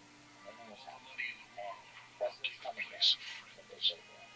And so that's Riches, the the paradigm. actor warned his pupils, breed Yeah, opens. it's a big This must have been an especially distressing period because since he's working at Standard Oil, he has a lot of contact with his father's and successor John Daly Schwab, who's engaged in enormous amount of political corruption. And so I think that the Tarbell series is especially distressing because he wants desperately to believe in his father's innocence, and yet he's increasingly disturbed in 26 Broadway by the sordid atmosphere of Standard Oil, which meant on some level he must have suspected that a lot of these things were true. This is a very Chomsky-esque systemic critique, is that A drifted any Standard journalist Oil worth their junior salt threw would himself never into have the going into ability to get first. hired in a mainstream. So he's like, it's not that you're bad in a mainstream. It's that anyone good is not allowed Located in to be Pocatello Hills, elevated 30 miles north of New York City, because they have an the site was ideology. called And Kite, so Dutch for that is lookout. the most self-reinforcing It had a pernicious panoramic view mechanism of that the we Hudson have. And that's really Washington. Yeah, Soon my became a haven for the my family. brother has a lot of power. Outside its walls, reporters Who do you gathered think is the demanding future of the answers. Republican Party? After Trump, what happens to Trump as after Trump? Junior, Like you just said, facing a hostile aging public, such became very increasingly serious. difficult. Right? As he So and Abbott let's say began to have 04, trouble. Bush Cheney, in 2004, the day after the election, I would have told you this. Leaving the Bible Belt, Jesus Land Followed by America, John this D. America, Rockefeller wants to III, protect America, who was heralded war on as the terror richest baby against in history. Iraq, and the Axe Newspapers and reluctant American to people tightly who voted could for not visit his Bush. first And grandson so I would have because predicted of fear that he it would would have be been served with somebody a subpoena. in that vein. And they tried that. His name is John Messina, got blown the fuck out by Barack With a Obama. rash of So lawsuits now I pending cannot sit against here and Standard Oil, what year would you Rockefeller give began leading the life of a fugitive, keeping his the whereabouts 2004 secret. speech? That was his, we don't live that Black America, White America. Kite The became John both his prison and fortress, You honestly could not surrounded have by predicted pigmented until guards. 07 and activated a lot As of the Tarbell series drew to its maybe close, 06, the actually, federal I could government have said announced sweeping 06, antitrust I was, indictments kind of the against contrarian I am Standard now, Oil. there's a lot of anti-war energy, and the next president will be somebody who's maybe the explosion of Pete Holderman Senior was determined to carry on, it makes lots of sense. cultivating his own rectitude. But, at the same time, you're going up against the Clinton machine, Junior who's never could lost an not. election, so I would have been afraid. I He cannot was the confidently say, son so of I would most say controversial if things go businessman in America, Trump who had is to a net figure out positive by sheer president, then force I of think we'll be character pleased a way to president. change the image and the direction of his family with an out, A lot of the things that I talked about here today about foreign policy He had to be restraint, both about loyal the to working his class, father about and loyal to changing his Republican principles at the same attitudes time, to even the though his economy, principles often and he differed would from be able to those build of upon his that legacy father. in the way that George W. H.W. Bush was able to get elected off the back of Reagan. But H.W. Bush was 1910, fundamentally his own man. John D. Very Rockefeller different, Jr. very different decided to than Ronald retire Reagan. from the Standard Oil Been Trust in the Banana and devote himself he did exclusively get himself elected. to helping his So father give that's away one the path. federal That's if you have a fortune. net positive Trump presence. The other path is the 04 path that I just laid out. Junior at his side, If George Senior W. Bush, launched the if Rockefeller Trump does what Foundation, Bush does, endowed with misinterprets his $100 mandate, million. screws things up, creates chaos, and Its makes it ambitious just goal generally was to annoying promote the to live in well-being of American mankind society, then throughout the you world. will see somebody in the Republican Party. I mean, still, it could even be Other people you may have say had trouble he is my reconciling natural and my Senior successor, is the but greatest then he would philanthropist lose of an his age. election, and then I he think would no what's longer be a important so-called to note is that leader of the Senior Republican never had a Party. moment's So worry. I The could notion see it that he swaying gave in the other away direction. I could hundreds of see millions of dollars to assuage guilt Republicans is or others, let's say nonsense. it's total disaster, The and notion we that get down to like Junior 20% became a approval great rating, philanthropist the economy is bad, because and of stuff like worry that. and guilt. Glenn Not Youngkin, so easy to or call. somebody Junior like that, who's was very a man diametrically opposed to Donald plagued Trump, by or at self-doubt. least, aesthetically, is somebody like that who could rise from the ashes. I'm just saying, like, On May 15, 1911, per se. the So Supreme Court there's of a the variety United of different States directions. declared that Standard It's a Oil big question about was a monopoly Republican and restricted voters. trade. A shit ton of It people should be go dissolved. Republican now for the first time ever. So are they going to vote party primaries? I don't know. Rockefeller The heard of the traditional decision while party welcoming primary Kite voter the is like a priest of white the Roman boomer. Catholic Church, Father J.P. Is the Latino guy in California who Rockefeller turned out to vote reacted for Trump with with a amazing MAGA hat, calm. He rolling turned around, to the Catholic priest and said, suburban Los Father, let it Angeles? have you somebody. With that, is he going to And vote the in the priest was Republican very Party? startled That by could the change the question state. They're and private said, candidates no. themselves. And So then it's way too he early said, to say. why? And It is. Rockefeller You replied, divide why and Standard Oil?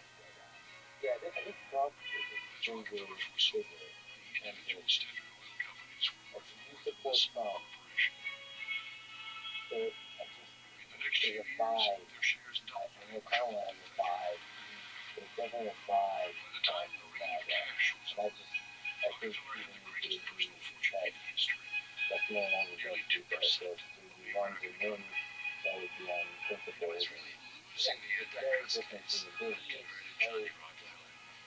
It's first I billionaire remember in the said that TV Standard debate, Oil he has was vice managed president.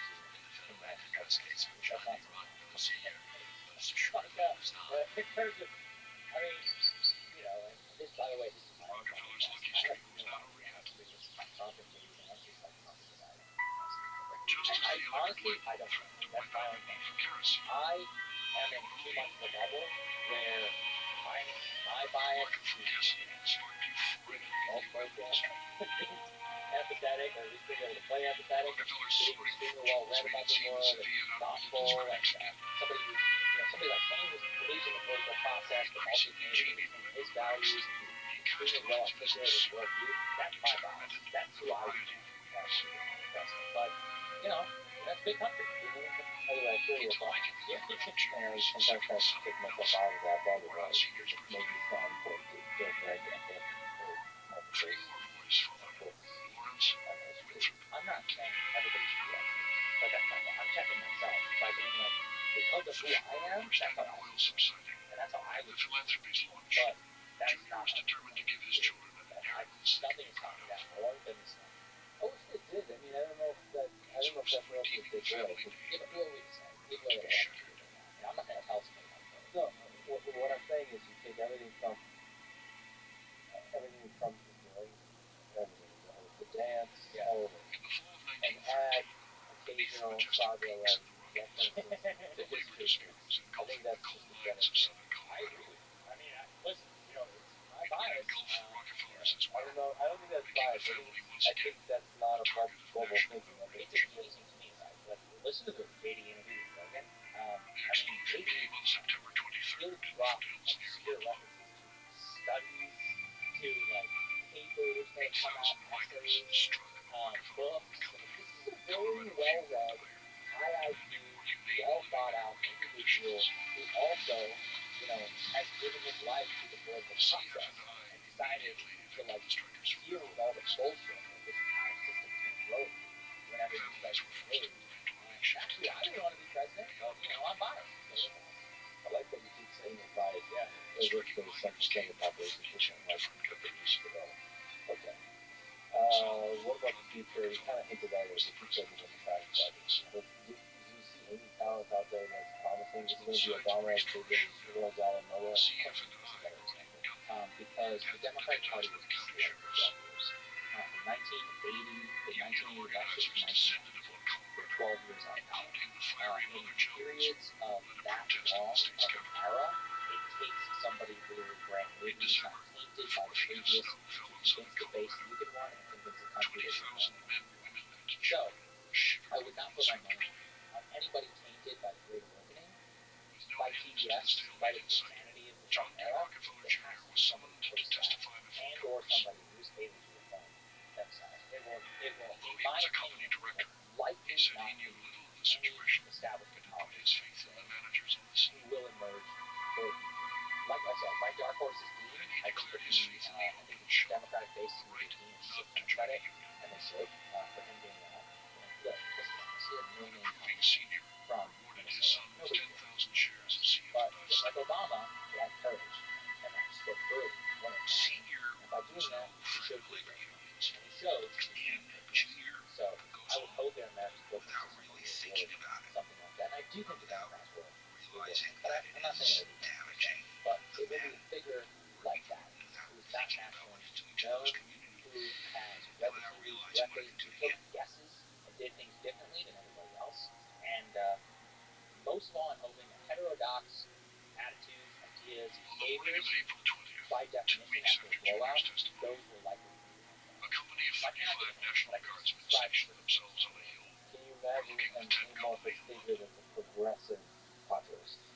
It would be very difficult at this point, just because a huge portion of the multiracial working class When a shot rang has out from an shifted to unknown the right. location, But the I guardsmen could began see it. I raking mean, look, the people camp with change their machine minds gun all fire the time. and Like, there are grenades. people out there who voted for Barack Obama and now voted for Trump 3 times. So, you know, lots of changes.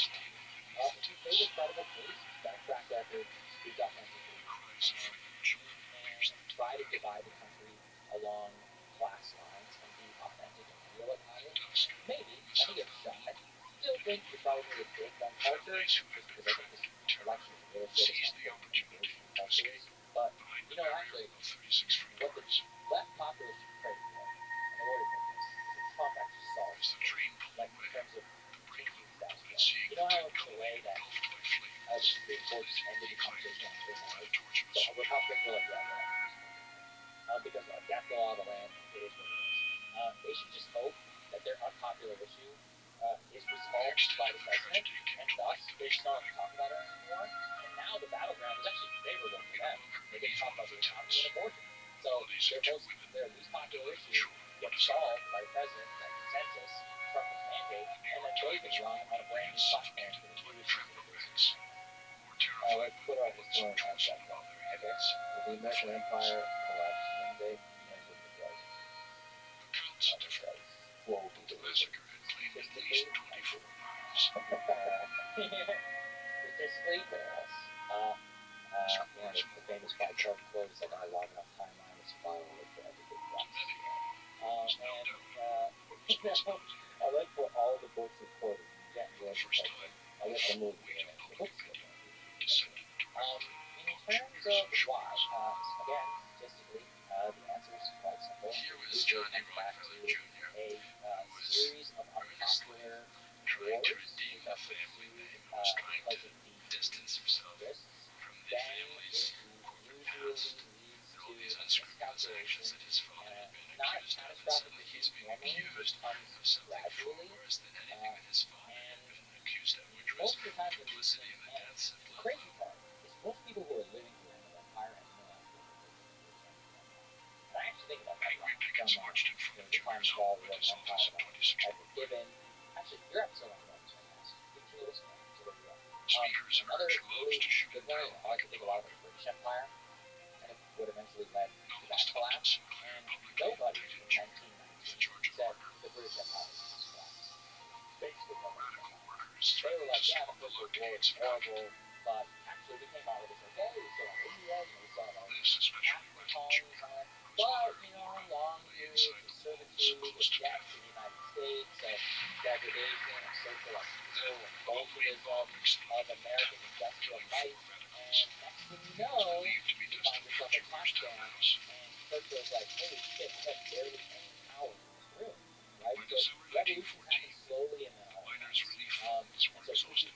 really put a real Forced to pain in return the to end of work. the British Empire. It took almost 40 years for it to end. It So appeared to many as if America's management had empire won. will eventually end either But from not to John D. rising Rockefeller geopolitical Jr. competition, likely China, could be India, nobody knows. John D. Jr. It will likely be I can because have of the being blood of these overstretched, people of on me and my capture children is usually for a the reason generation. why, And to his credit, he a eventually saw misreading that he had of to what take made a the hand not original only society work. in cooling out that situation And in that is Colorado one where and making it right, all but three he of had those a things will happen duty in all at some once, sense to and it will happen under regularize extremely this long periods. unruly And purple field of it's very worker difficult to predict. I would relations not in bet against America. America right now. I think we have a lot of fundamental strengths. It's just a unique and dynamic country. It really is a country. One of the first Every signs of time I Junior's travel the world, transformation as came much as when I he love was summoned to all these different testify places before a about government commission investigating this trend.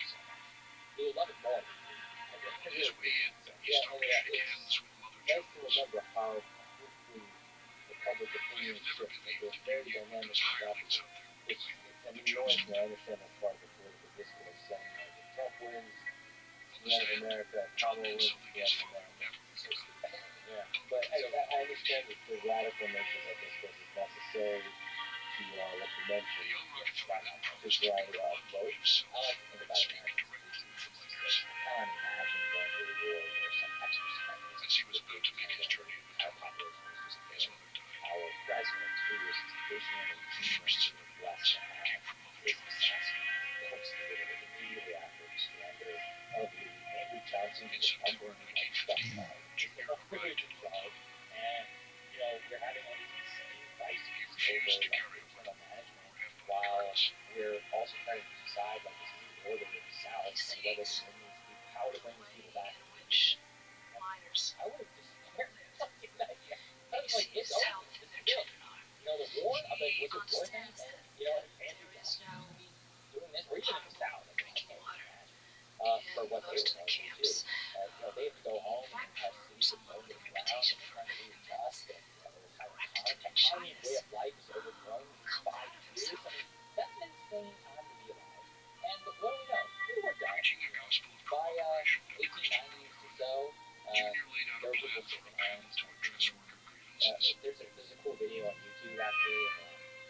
also promised the miners they would not be fired if they chose to join a union instead.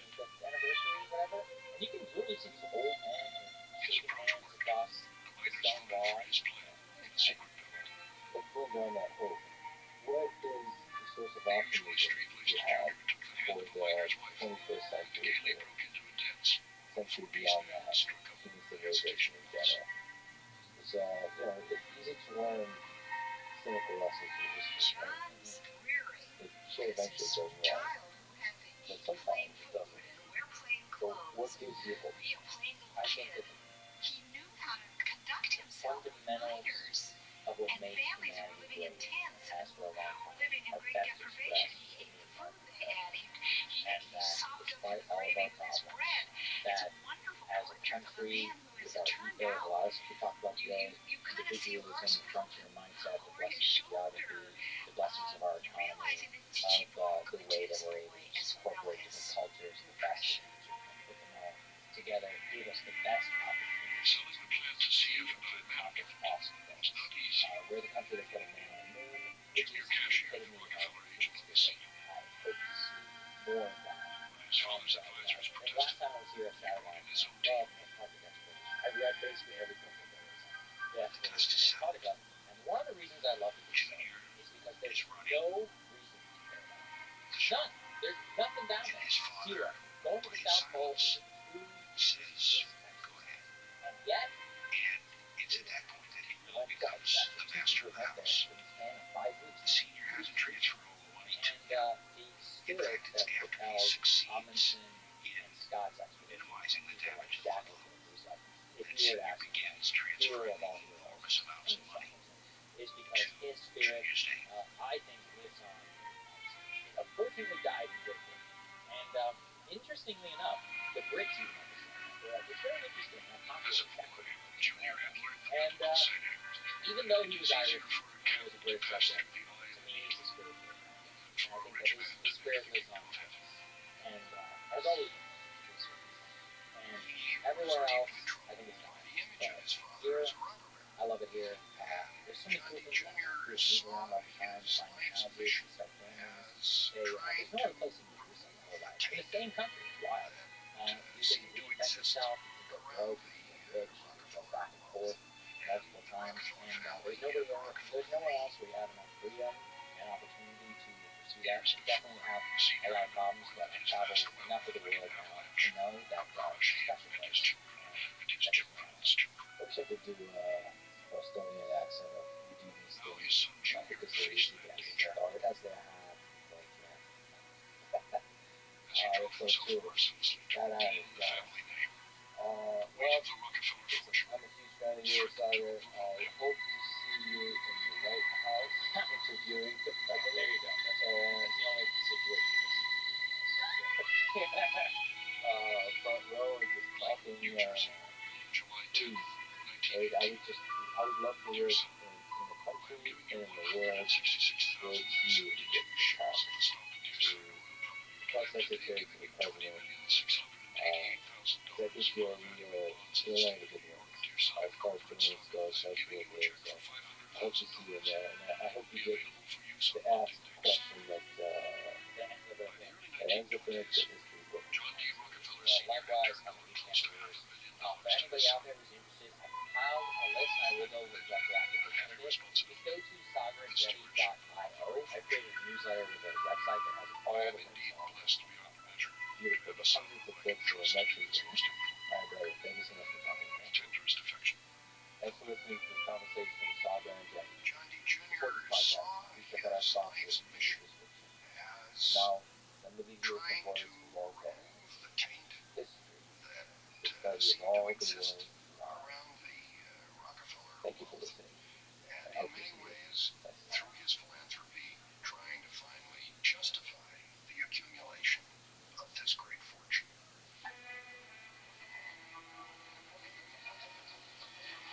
Whether restoring the Palace of Versailles, So, saving the giant what is the redwoods in difference California, between a madman and a or genius? founding a medical college in China, Success. Junior was consumed by his work.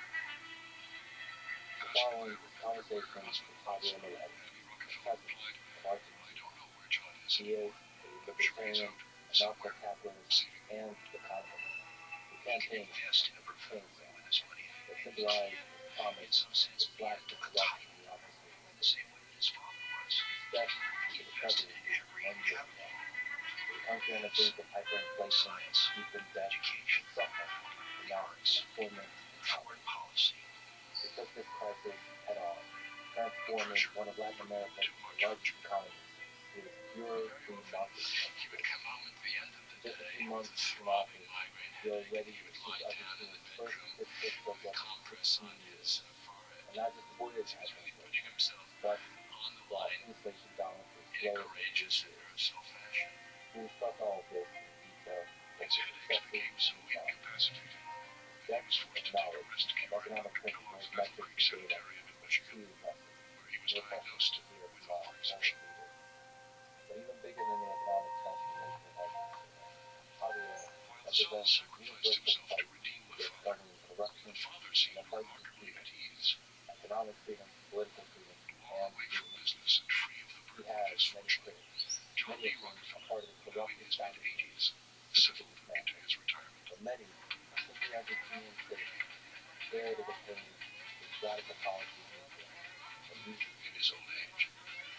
But whether one disagrees with his methods or not, no one can deny that his presidency marks one of the most ambitious attempts at economic transformation in modern history, and that Javier Milei is truly a force of nature, combining the rigor of an economist with the passion of a revolutionary, in the fight for freedom, the revolution of the U.S. Argentina is one of my favorite countries, so I sincerely hope this interview was conducted with the utmost in Spanish and used speaking we will then interpret it simultaneously translate. We make the episode available overdubbed and subtitled from English to Spanish, thanks to our great friends at 11 Labs. If you're watching on YouTube, you can switch from English to Spanish by clicking the gear icon, selecting audio track, and then if you're watching on X, I'll post both Spanish and English versions separately. If you're watching on Spotify or listening elsewhere, I'll probably only post the English version. This is the first time for me doing something like this. That's one of my dreams. It's challenging, but amazing. I hope to continue talking to many world leaders for 2 to 3 hours on the show, including Melania Zelensky, Vladimir Putin, Commander Modi, and I want to explore who they are, how they think, and how they hope to help their country and humanity grow. This is the Lectures and Podcast. Look forward to please check out our sponsors in the description. And now, with them, Javier. When did you first understand the value of freedom, especially economically? Well, actually, I came to understand the ideas of freedom as an economic growth specialist back in the years of 2013 to 2014. I could see that per capita GDP statistics over the last 3,000 years of the Christian era essentially looked like a hockey stick, indicating that per capita GDP remained almost constant until around 1800, after which it accelerated sharply in the same context of that phenomenal increase in productivity and per capita GDP. The population had multiplied 7-fold over the preceding 200 years. So basically, in economics, that means you get increasing returns, and the presence of increasing returns implies the existence of monopolies, concentrated structures, and according to traditional neoclassical economic theory, the presence of monopolies and concentrated structures is not a good thing. But at the same time,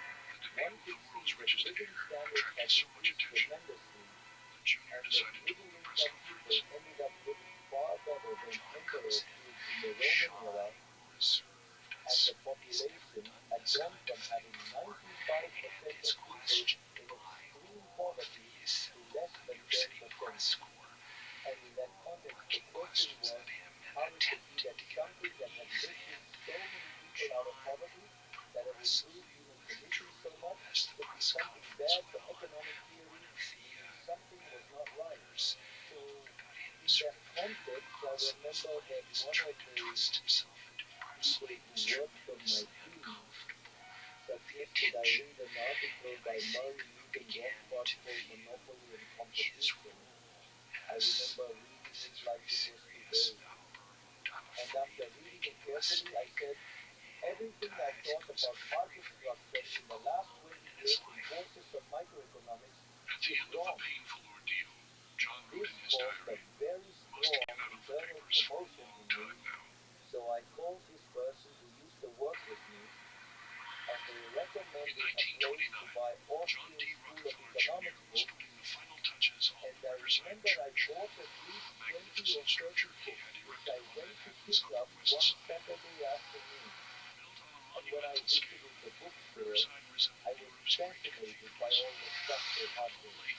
So I went back the next day and I started calculating how much money I needed to pay for my dog's food. That's my four-legged child. And how much I needed to spend on the taxi fare and food.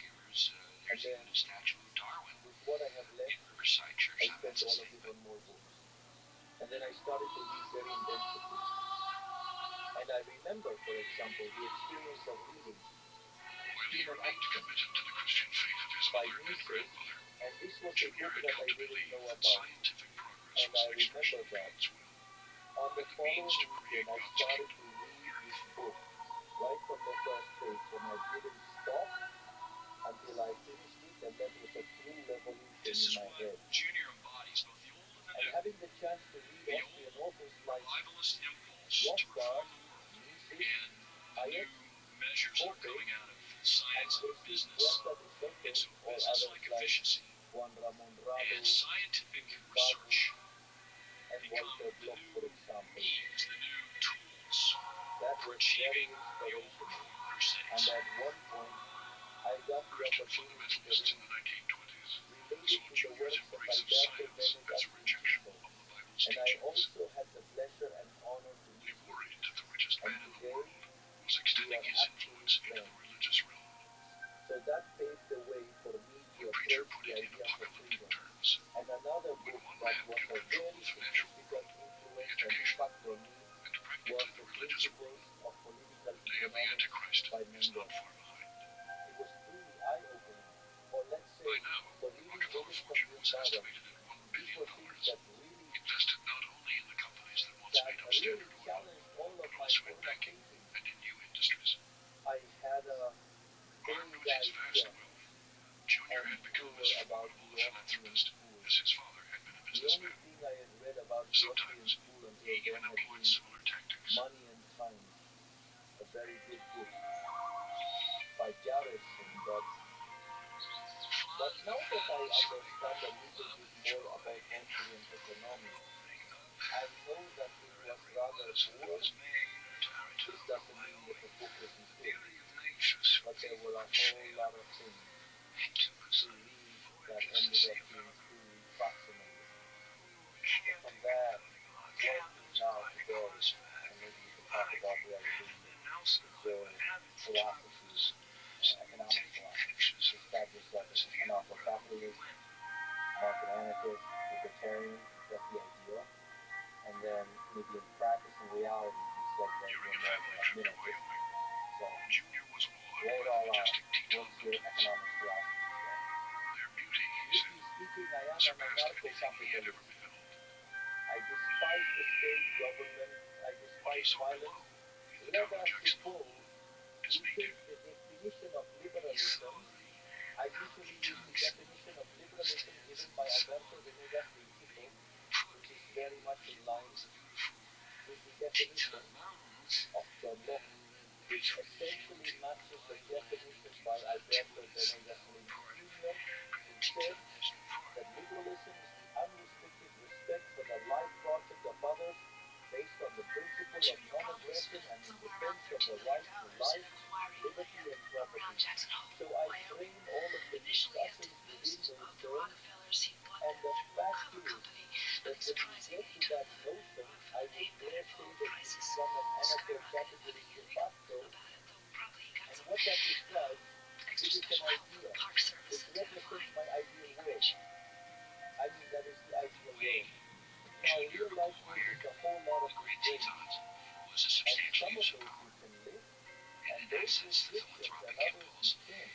is not necessarily different In from real Standard life, Oil. I am a Remember, minimalist. Senior I thought that advocate for Standard Oil was not minimizing just a state size. profit-making corporation, I but a way try of to making the world a remove better as many place. regulations as Junior's possible. In not-for-profit fact, enterprises were not that is different what in I that used to regard. say during my campaign, Like the and let's say that independent is what I'm now refiners carrying crushed out. by We have Standard just Oil, carried out the local largest businessmen were structural reform outraged. in Argentine history. He encountered It is a tremendous structural reform that opposition is 8 and times larger than resentment. Menem, There which were has been ranch the largest operators and structural local reform in cattlemen who history, felt that these and were we rich did that folks with from back 15% east who were of throwing the their weight representatives and around 10% and trying of to the ruin senators. their way of life, and Furthermore, they didn't see it we as a have a gift. few They saw it as this regulations rich in family Italy where that basically was pushing every them day we around, and it eliminate was between 1 and a 5 protracted regulations. battle. On the other hand, we have 3,200 additional structural reforms pending, to the point that the day we finish all these reforms, we will be the freest country on the planet, with the consequences they have in terms of well-being. Think about this. When Ireland started market reforms just over 40 years ago, It it was was the developed in the poorest way it country in was Europe. because Today, Junior its thought GDP that's the per way it ought to capita be, is and he had the 50% money and higher the than that of contacts to the make it United happen. States. So, this, For Junior, I have a current preservation provided situation, an escape from and modern what I world. am constantly looking for, whether from my academic work, from my outreach notes He and spent books, $55 million is the to world we restore have Virginia's today. colonial capital That to an every day idealized we version are of the past. closer, that every day we gain more freedom, At the cloisters because there are some museum very on the northern tip of interesting Manhattan, things here. he created a First, medieval I would retreat like to quote filled Milton with ancient Friedman. treasures. There is a moment when they do an interview with Milton Friedman, and they ask him about liberals, Junior's interest in art and then he says that there went are 3 backwards. He types of was liberals. interested in There are older the art, classical liberals, historical where, for art. example, Adam And Smith or certainly Milton that Friedman is himself what the could fit. cloisters displays Some say that Hayek could fit into that category. For me, Hayek is the minarchist. But while Junior sought Then you peace have the minarchist, where you could clearly find in his that wife place Abby found excitement in the Mises, new. Hayek. She was attracted One by could the find in unusual, philosophical terms adventurous, notebooks, inner-directed and basically art. Ayn She Rand. liked And at experimentation. one She point, was open to Milton new Friedman, ideas. based on his And own also, son, she wanted to he says, understand but the if art you look that her closely, children there are some would who grow are up to anarchists. understand. But she wanted to be a Let's modern say, mother. probably from my Wherever point of she view, the found person it, she who has found been it in the many different greatest places, inspiration both in in my nature life is and essentially contemporary Mary art. And Newton that's where Rothbard. So But departed therefore, company in there, 1939, after 10 there years are in a 2 temporary home. dimensions. One is The where I Museum of want to Modern go, Art, MoMA, and the opened its topic is doors. where I stand. So the most important thing is to try each day to advance further toward that ideal of anarcho-capitalism. In that sense, sometimes Junior not only we face donated over $6 strong million, and harsh but had the Rockefeller criticism home torn regarding down that to make room ideal for the vision. museum. I think that's the Nirvana In exchange, fallacy. he If you extracted a compare promise. yourself against paradise, Abby made a everything bargain is with horrible and Junior miserable, but that they you sell don't live their in property on paradise. 54th You Street live and on move to earth. an apartment. Basically, And he agreed to do what it, you need to provided understand she is something agreed called to the cut state back most of conditions. her activities in Let's MoMA. suppose He was that you concerned don't about like her health then, rectangular which was tables, beginning to fail. you And prefer so she circular used that tables. as a bargaining chip. Now, the reality is, I have only a few hours For the Rockefellers, until I the go and Museum catch of my Modern flight, Art would always be known and as the table is Mother's rectangular. Museum. You like a circular table, a round one, but there isn't one. What you have is a rectangular table. If So Mother had a either we museum, do the interview here or we Father just had a can't book. do it. So what do? You adapt to the current The conditions. Rockefeller Center will always What be there is. the place Now, that the Rockefellers so can point then to you as the have some physical restrictions embodiment that you can of what their change and family others that you accommodations, cannot. including the The family idea is stamp to around the modify face of all the University ones that can and be therefore changed in the the face of short term and America. start working on those that can be It modified had been in conceived the in medium 1928 or as long yet term. another philanthropy, For a example, new home for the Metropolitan if Opera, you and really the like development round of the surrounding tables, three-block perhaps area. the next interview we may be at a round table. We're going to try and solve it. But But today then the it's stock something market that we crashed in couldn't possibly 1929, solve. ruining millions of investors That's and wiping basically out more the than half idea, of the right? Rockefeller fortune. Let's say it's about understanding that Junior some developed restrictions you shingles, can change, frequent and others severe you can, colds. and there are I walked the institutional floors at night restrictions wondering too. where I'm going to get the money to build these There are buildings, many he wrote. anarcho-capitalists who are dedicated to He's not going to criticizing, leave and a couple incredibly they of do rather so with more substantial blocks of violence property. towards liberals He has to pay lease payments on. that He many has of to pay them property actually taxes on. criticize me, which And truly this make no is sense the because it is absolute rock bottom precisely of the country's the nirvana economic fallacy. history. But He can eat the loss, the or he can reality do is something that which is really very, in very risky. Argentina, for example, the most Junior popular had been sport is humiliated soccer. by the failure of his first business When venture you go to 30 watch years an before. Argentina match, it is Now beautiful. he rose to the challenge. The stands are full He and put up they're all nearly painted one-third with of his sky diminished blue and fortune white colors. and gambled on the massive project. There is a lot of joy. People sing songs that are very fun, that are very distinctive. The 13 Very, buildings surrounding a it's 70-story very much tower. part of Argentine Rockefeller Center folklore, was so to designed speak. on an epic scale, But described as a mixture of branchness and that grandeur. beautiful show is external. That is to say, it does not determine the outcome. You place the ball in the middle of the field, and no matter how much people shout, the ball doesn't move. Major construction The one project who in New moves York the ball City and scores the goal from is the days Messi. of the Great Depression. So, what do I mean? He's an If active you faith don't in get America. I involved think and don't get Americans into it, were fascinated no, by you the don't do size, the anything. magnitude, and So, the I fact mean, that this man, this what do family I know? believed that there Is was a that there future are for the many country. liberals, And libertarians, and it's anarcho-capitalists who are monuments really effective useless, for that. because all they do is criticize, let's say, those of us who want to leave the world towards the idea of freedom, and what they don't realize is that power is a zero-sum game, and if we don't have it, then the left will have it. Therefore, if you level your harshest criticism at those in your In his own famous ranks, old you age, end up John D. being Rockefeller saw subservient off to reaching socialism 100 years. probably, and also, for instance, you have cases of He died strong on March hypocrisy, 23rd, let's say. 1937, I have seen at cases his of winter home in Ormond Beach, I just mean, 2 years short of his it's goal. the anarcho-capitalists who criticized Rothschild because he said that you have to get into politics, To the end of his days, otherwise the the king of socialists will Standard Oil, advance. long vilified as monstrous, evil, And it's interesting because some of them I that he have was seen a them mason of God. criticizing supposed alcoholism, I've carried this verse in my and I remember one of them one day, It's a quote the police from my showed up, grandfather. and honestly he was I fooling was himself. only taught to So work I as mean, well as play. it's very easy My to life has criticize, been propose, one and long suggest, happy holiday. but if he was truly such an agonist, he should have been willing to endure going to jail.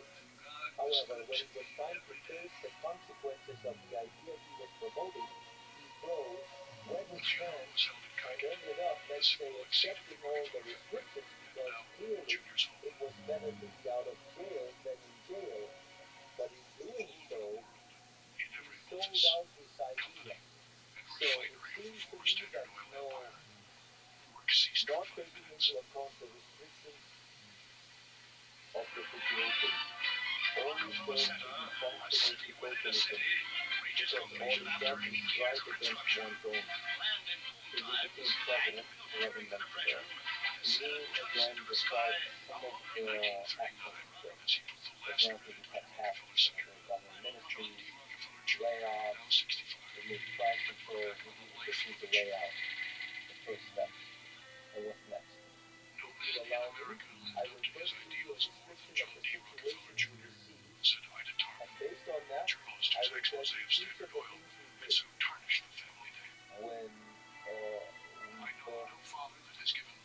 took office. Basically, what we found was that in the first week of December, inflation was rising at a rate of 1% per day, which means 3,700% annually. In the first half of December, it had accelerated to 7,500% annually. When you look at wholesale inflation in December of last year, it was 54%, which if annualized would equate to an inflation rate of 17,000% per year. And in addition, Argentina, for the previous 10 years, had not been growing, with a drop in GDP per capita of approximately 50%. And the reality was that nearly 50% were living in poverty. Now, later I will get deeper into that discussion, And the careless gestures, reality the is work that has we had taken a you 3 fiscal or 4 years deficit to which become amounted to fleet. 15% of GDP. 5 points were in the Treasury, 10 points were in the central bank, which was Feds seek to endogenous reject the monetary family's mission of issuance. public service. And the reality is that Nelson was we about to also take had a whole new interest-bearing direction. liabilities at the central bank equivalent to 4 monetary bases maturing in one day, meaning we could have quintupled the amount of money in one day. We had peso-denominated maturities amounting to the equivalent of $90 In billion. 1958, The Nelson central offered bank Rockefeller had a run for negative governor, net currency foreign the office reserves from which the minus indirect $12 federals billion. had propelled themselves We into had the presidency commercial of the debts in United the States. central bank equivalent to $50 For a family billion. that had repeatedly been hurt by There were public company criticism, dividends it was a held step back forward amounting to compared with $10 billion. my great-grandfather was Therefore, attacked if for we an extended period of time if by we had journalists. instantly opened In that up, sense, you see, this I was a say we are dangerous, liberal unpredictable libertarians. We world are not out there. liberal The fools. best thing to do was stay away from it, That's what not some provoke it. anarchist liberals suggested, And I meaning think Nelson's that we basically open everything very on the first day. extrovert personality So and going into in that politics context, of course, brought the family more into if the we public had done eye that, we than would they'd have ever been encountered really hyperinflation. comfortable with before. Therefore, that would have led to And the created number of some poor tension in the people family being around because if one person 95%, goes and public to that probably, extent in a certain sense, and by they bring December, everybody the else with them. Coronis Party would have The organized brothers from the supermarket side are lootings, bringing done back all the sorts Nelson's of entry things, into politics. and would have probably been ousted. The brothers And all by the collaborate first in part of his the first year, political the campaign, Coronis would have though gone back to office. John D. III is a little reluctant. So to But us, it was crucial to end he's fiscal the deficit. bypassed first son. One of the things we How can he prescribe promised policy during the for campaign this had been generation? to So reduce there's the a number of sense that ministries, they've come so far, why and not go the indeed we extra step, reduced which is the step to that leads less into than the White half House. the number of ministries, because we went to 9 ministries, In his today we race have for 8. Republican nomination for governor, We have Nelson also Rockefeller laid ran off a against a large number of conservative, civil employees. Walter Malone. Today I can say that we've already I dismissed remember about Walter Malone 50,000 of saying to them, me early on, and the one we thing I practically cannot don't renew any gauge is contracts the unless effect the peak positions wealth are has brought to bear. absolutely And he necessary. was right on the At mark the when he same said time, that, we have because stopped we found public out works and we have New eliminated York's 60 discretionary plus transfers to counties, the practically provinces. all of them, in We practically have all of them, also the city diluted county public chairman, sector the wages. president of a local bank, the Also, lawyer for the we president of have a local bank, and eliminated all economic local banks subsidies have affiliation with by George Chase. restoring utility rates to the right level. And there was just no stopping And Rockefeller. He rolled over us. well, But and never in told that, Malone. let's say, in this context, we achieved fiscal balance as far If a as the Republican treasury is nominee were to concerned. go on to oppose the incumbent This is Democratic very governor, important he'd because in rule the everyone. last 123 years, A contrition, Argentina had a heir to one deficit of the for nation's 113 largest of them, railroad and forces. in the 10 years it did not Everyone have a matched Nelson deficit because Rockefeller's it was not resources, paying the debt. but not So his that was personality. absolutely false. And they told us it would be impossible to do that. We had planned to do so within a year. And they said it wasn't possible to adjust by more than 1 percentage point. And we achieved fiscal balance in the month of January, that is the first month of administration. At the same time, we also cut social plans He linked to discovered that he thoroughly intermediation. enjoyed politics. This is Being very out important on because we stage with knew we people, were going to make a or the very give and tough take, adjustment, dialogue and we knew that on the this was street, going to have in restaurants, and all a sorts of cost in things. social terms. And we knew that we had to offer support But people during the reacted first to him month, instead of the being kind first of quarter and following second him. quarter The in grin office. would come out, and he would start slapping the One backs of of the the things public we in a did was flash. to eliminate what People are in the known as street learned poverty from managers, Rockefeller, and he that would is, clearly enjoy it. intermediaries. Basically, people have a card through There's which the they 1958 receive gubernatorial campaign assistance, wound down. but it Rockefeller happens had that they traveled had to 85 million provide miles, a counter service, delivered more than and 100 that counter speeches, service was verified and by a spent as group much called as the $4 million, Piqueteros. So, more than any in that candidate running for context, state when they office were going ever to had. sign, the counter service took away half of the money. So, by removing that The payoff, GOP they campaign stopped headquarters in New extorting York them, City is stopped Nelson A. stealing their money, Rockefeller, who and was the with the Empire same State's amount of money, they governor-elect, received elected double by the 560,000 resources. votes over And of Democrat course, we Evans also in the provided second an term. additional boost. So, For John D. let's say that Rockefeller this is Jr., related to that the was five frankly adjustment more happened vindication of his as we lifelong mission began to to achieve redeem fiscal the balance family. and no longer needed to issue The money fact to that Nelson finance had been ourselves, elected was a sign and as that we also met interest payments and some the capital United States had, repayments, in fact, fully one of the accepted things our that authority happened in is spite of that the the debt market early history began of to the be family. recreated.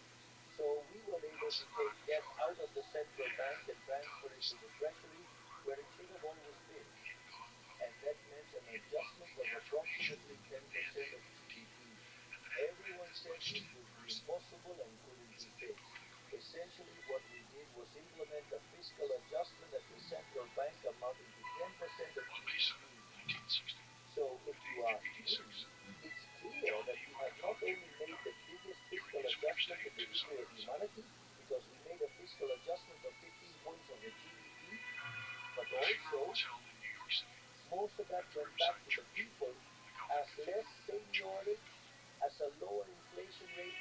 It's true that By we the time of his temporarily death, raised the country tax, Joy, but who we had given lowered away it in $1.5 September. billion, And now in December, was we're regarded going as to one of the eliminate world's it. foremost Today, for philanthropists. example, we also announced that in December we are eliminating import taxes. To his In children fact, and in that 22 grandchildren, regard, he was leaving an what invaluable you have inheritance, is a that we name which return stood to not the for people glory, 13.5 points of but for GDP, the well-being of but the mankind. real tax burden is the size of the state. So, while back in Nelson December we were rushed to fill the discussing void his father's death had created. hyperinflation, Less than a year today after we are Junior's death, discussing he moved 30-year into loans. banking, In other naturally words, no all technical those hills his resources that father the had national performed through. government used to take are now back in the private sector. And that's what has The many allowed it to modern be very sculptures he dynamic. added to his father's And this classical has statuary two very and strong imposed on his impacts. grandfather's stately The first landscapes. one is that if you look at Underscored, wholesale he was inflation, the new it lord went of down from capital. 54% to 2%. So it went down by 27 times. It was divided into 27. In November So we had 1962, inflation at a rate Nelson of Rockefeller was re-elected 17,000% governor of annually, New York, and it's Atlantis. now close to about 28% a The year. popular governor of the nation's most But it's not populous only state, that. Nelson had You a could golden consider opportunity consumer to gain the inflation. Republican The nomination latest for consumer president. inflation rate was 2.7%. As the Now it happens 1964 that we, presidential elections approached, essentially due to a opinion matter polls that is showed related to Rockefeller holding a the commanding central bank's 17-point balance lead sheets, over his and closest also due rival, to the debt the stock, Republican senator from Arizona, we still have Harry Hoover. controls in place and we are eliminating restrictions day by day. Most observers Now, regarded Nelson's the nomination for the interesting presidency thing in is that 1964 we have a 2% before Rockefeller monthly Jr. devaluation standard, and there's And international in months inflation, of before the course, Republican primaries, there which was talk means of that you overruling then have to Rockefeller's subtract lead. 2.5 points from the inflation observed by the consumer. This indicates that inflation in Argentina, the true inflation, not the induced one, but the actual monetary inflation, is 0.2% per month. At 0.2% per month, this equates to 2.4% annually. What I'm saying is, the original discussion was about whether inflation could reach 17,000%. Now we are bringing inflation down to levels of The marriage took place 2.5% in November, annually, May 4th, and that is amazing. 1963. And we achieved The this by bride was considering Margarita a number of Lampierre, factors. recently The divorced first one and is the mother of 4 children. that we did not experience a previous hyperinflation, Lawrence which hosted would the have wedding. simplified the process of Neither Nelson's implementing a children nor stabilization his other program. siblings attended. Typically, when hyperinflation occurs, monetary assets Earlier in are the week, diluted, Windsor had leading come all to the a way from natural Arkansas to try restoration to of dissuade demand. Nelson from And marrying. besides, we did not resort to That any very week, expropriations. John D. For example, III before the entertained convertibility Nelson's plan, ex-wife which Tara was the most at his home successful in program in Williamsburg. Argentina's history, Argentina experienced two I think it instances would of be hyperinflation. inaccurate During to Alfonsin's say that it administration, inflation reached created problems 5,000%, for him and both under Menem it politically was and economically. 1,200%. Additionally, there was the Bonex plan, under which His debt was exchanged on a compulsory political basis. career In other words, what we itself did instead began to was end clean up the central bank at balance the sheet. time of his divorce and So with marriage. that, we cleaned up the central bank's balance sheet. We cleared a loss of $45 billion, all voluntarily. And the most amazing thing is that Nelson we and his did it in wife just 6 really months. knows no bounds. And at the same time, we have not controlled prices, Writing the nor upper have we halves fixed the of this exchange rate. And amazing this thing is that has very happened. important. All Most previous ordinarily stabilization behaves like he programs, can have it in all an effort and to some show more. quick results, Much used to do this. more What conservative they would times do is, socially in this before country. announcing the plan, This was they would adjust the rates, very and once perilous the thing rates for were them to do. adjusted, And they by would then the launch the stove plan. burned But in our case, we couldn't afford that luxury, so we had to implement it on the go. And also over the past few months, that is to say, companies brought in rates that covered only about 10%, whereas today they cover 80%, so you get the picture. Just imagine the adjustment we are making, and in that sense, it is also incredible what we have achieved, because if we were to work with the inflation we have in our country today, considering the exchange rate situation, the figures are even better than during the compatibility program, which was the most successful economic program in Argentina's history. And in fact, there is an article called Passing the Buck, which is by Gerardo de la Pavera Bozzoli and Ray Ruiz, that demonstrates that Menem's first government was the best government in history. And basically, it argues two things in the success of the stabilization of the convertibility program.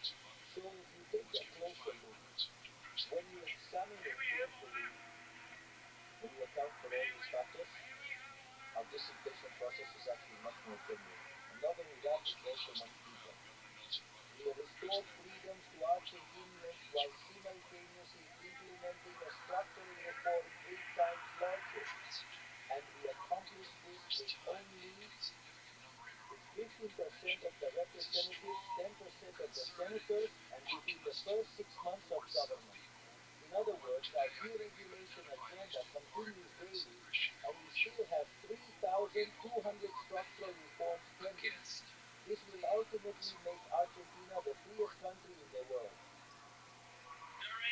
Moreover, to have a sense of magnitude, the reforms that we already have made with the Executive Order 7023 and with the basis law, we have actually jumped 90 places in terms of economic freedom.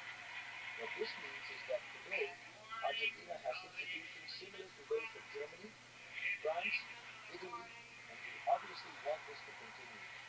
And let's say we are going to surpass, no doubt, the levels of economic freedom that Ireland reached in its best moment. And not only that, we're going to exceed the levels of economic freedom of Australia, New Zealand, and Switzerland. We are undoubtedly going to be the freest country in the world. And this means that thanks to what we've done to date, we are on a path that allows us to multiply our per capita GDP by 2.5 times when you apply the relevant correction. And this, of course, is something very interesting because it implies a huge increase in well-being. And furthermore, today the Argentinian economy is already strongly and amazingly recovering. And we can say analysts' hypotheses were suggesting that next year we will be growing between 5 and 6%. Today, JP Morgan has now corrected, or let's say revised the projections upwards. And besides, when we normalize the price situation, the true poverty rate came up and it was 57% in January. Today it is at 46%, meaning we lowered poverty by 11 percentage points. Let's say, it seems truly like a miracle. And not only that, but actually not a single job was lost in the process. When it comes to all of this inflation reduction process, people said that our economy and economic activity would collapse. And actually, when you look at the deseasonalized data, you see that in August there was a recovery that took us back to December levels. That means that in the year we made the largest fiscal adjustment in the history of humanity. We will end up with less inflation, fewer poor people, better real wages, and additionally a GDP higher than what we started with. And if you look at it in dollars, I can assure you that the numbers are phenomenal. Because basically today the dollar is below the levels we had when we took office.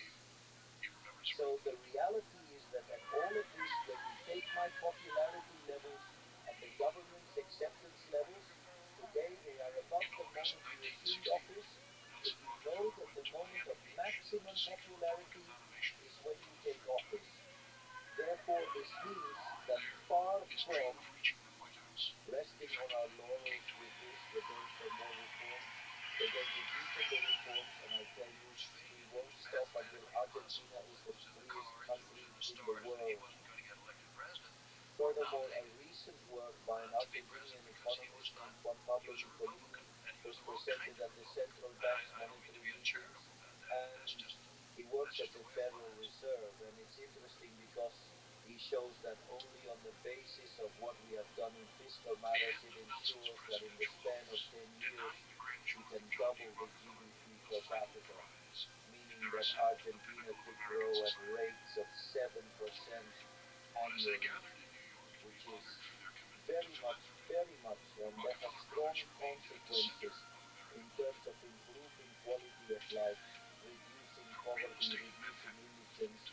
Therefore, if during the worst moment our image didn't suffer and we stayed strong in our ideas, now that everything is working much better, why should we change? On the contrary, we are ready to redouble the bet, to redouble our efforts, because we've done things that no one else has done. I will give you an example. There's something that seems trivial, but there's what's called the single paper ballot. Argentina used to vote with huge ballots, which were above all, very costly, and that reform, it never, let's say it wasn't done because it always harmed the ruling party. So everyone talked about going to a single paper ballot, but no one did it when they were in power. They didn't want to implement it because they preferred to commit fraud or use some kind of trickery to avoid applying that rule that makes the election more competitive. Well, what's interesting, we sent that law and it was approved. What's more, now we are finishing with the open, simultaneous, and mandatory primaries because it was a mechanism by which politics was also stealing.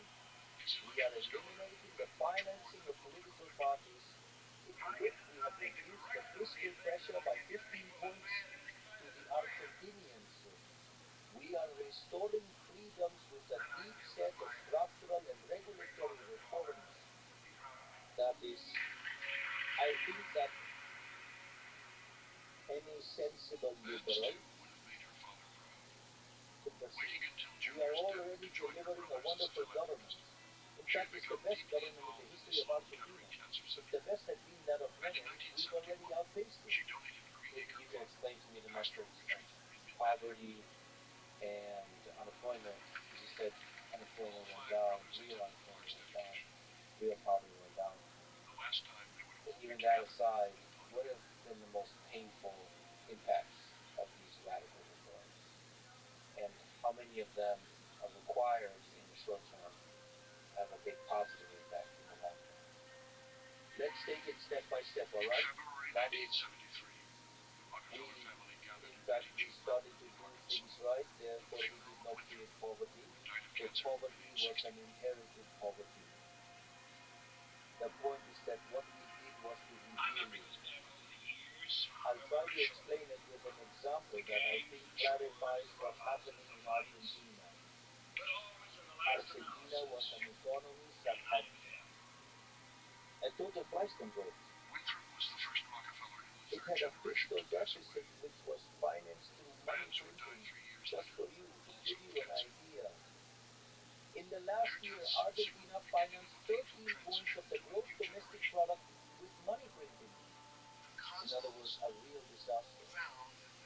So that situation provoked this artificial demand and puts pressure on prices. The issue is that price controls are applied additionally over the prices that they enter the price index, with which inflation was, I'm not saying they were lying about it, it was distorted. And since Argentina measures poverty and indigence by income line, then what happened? That distorted the true levels of poverty, of course.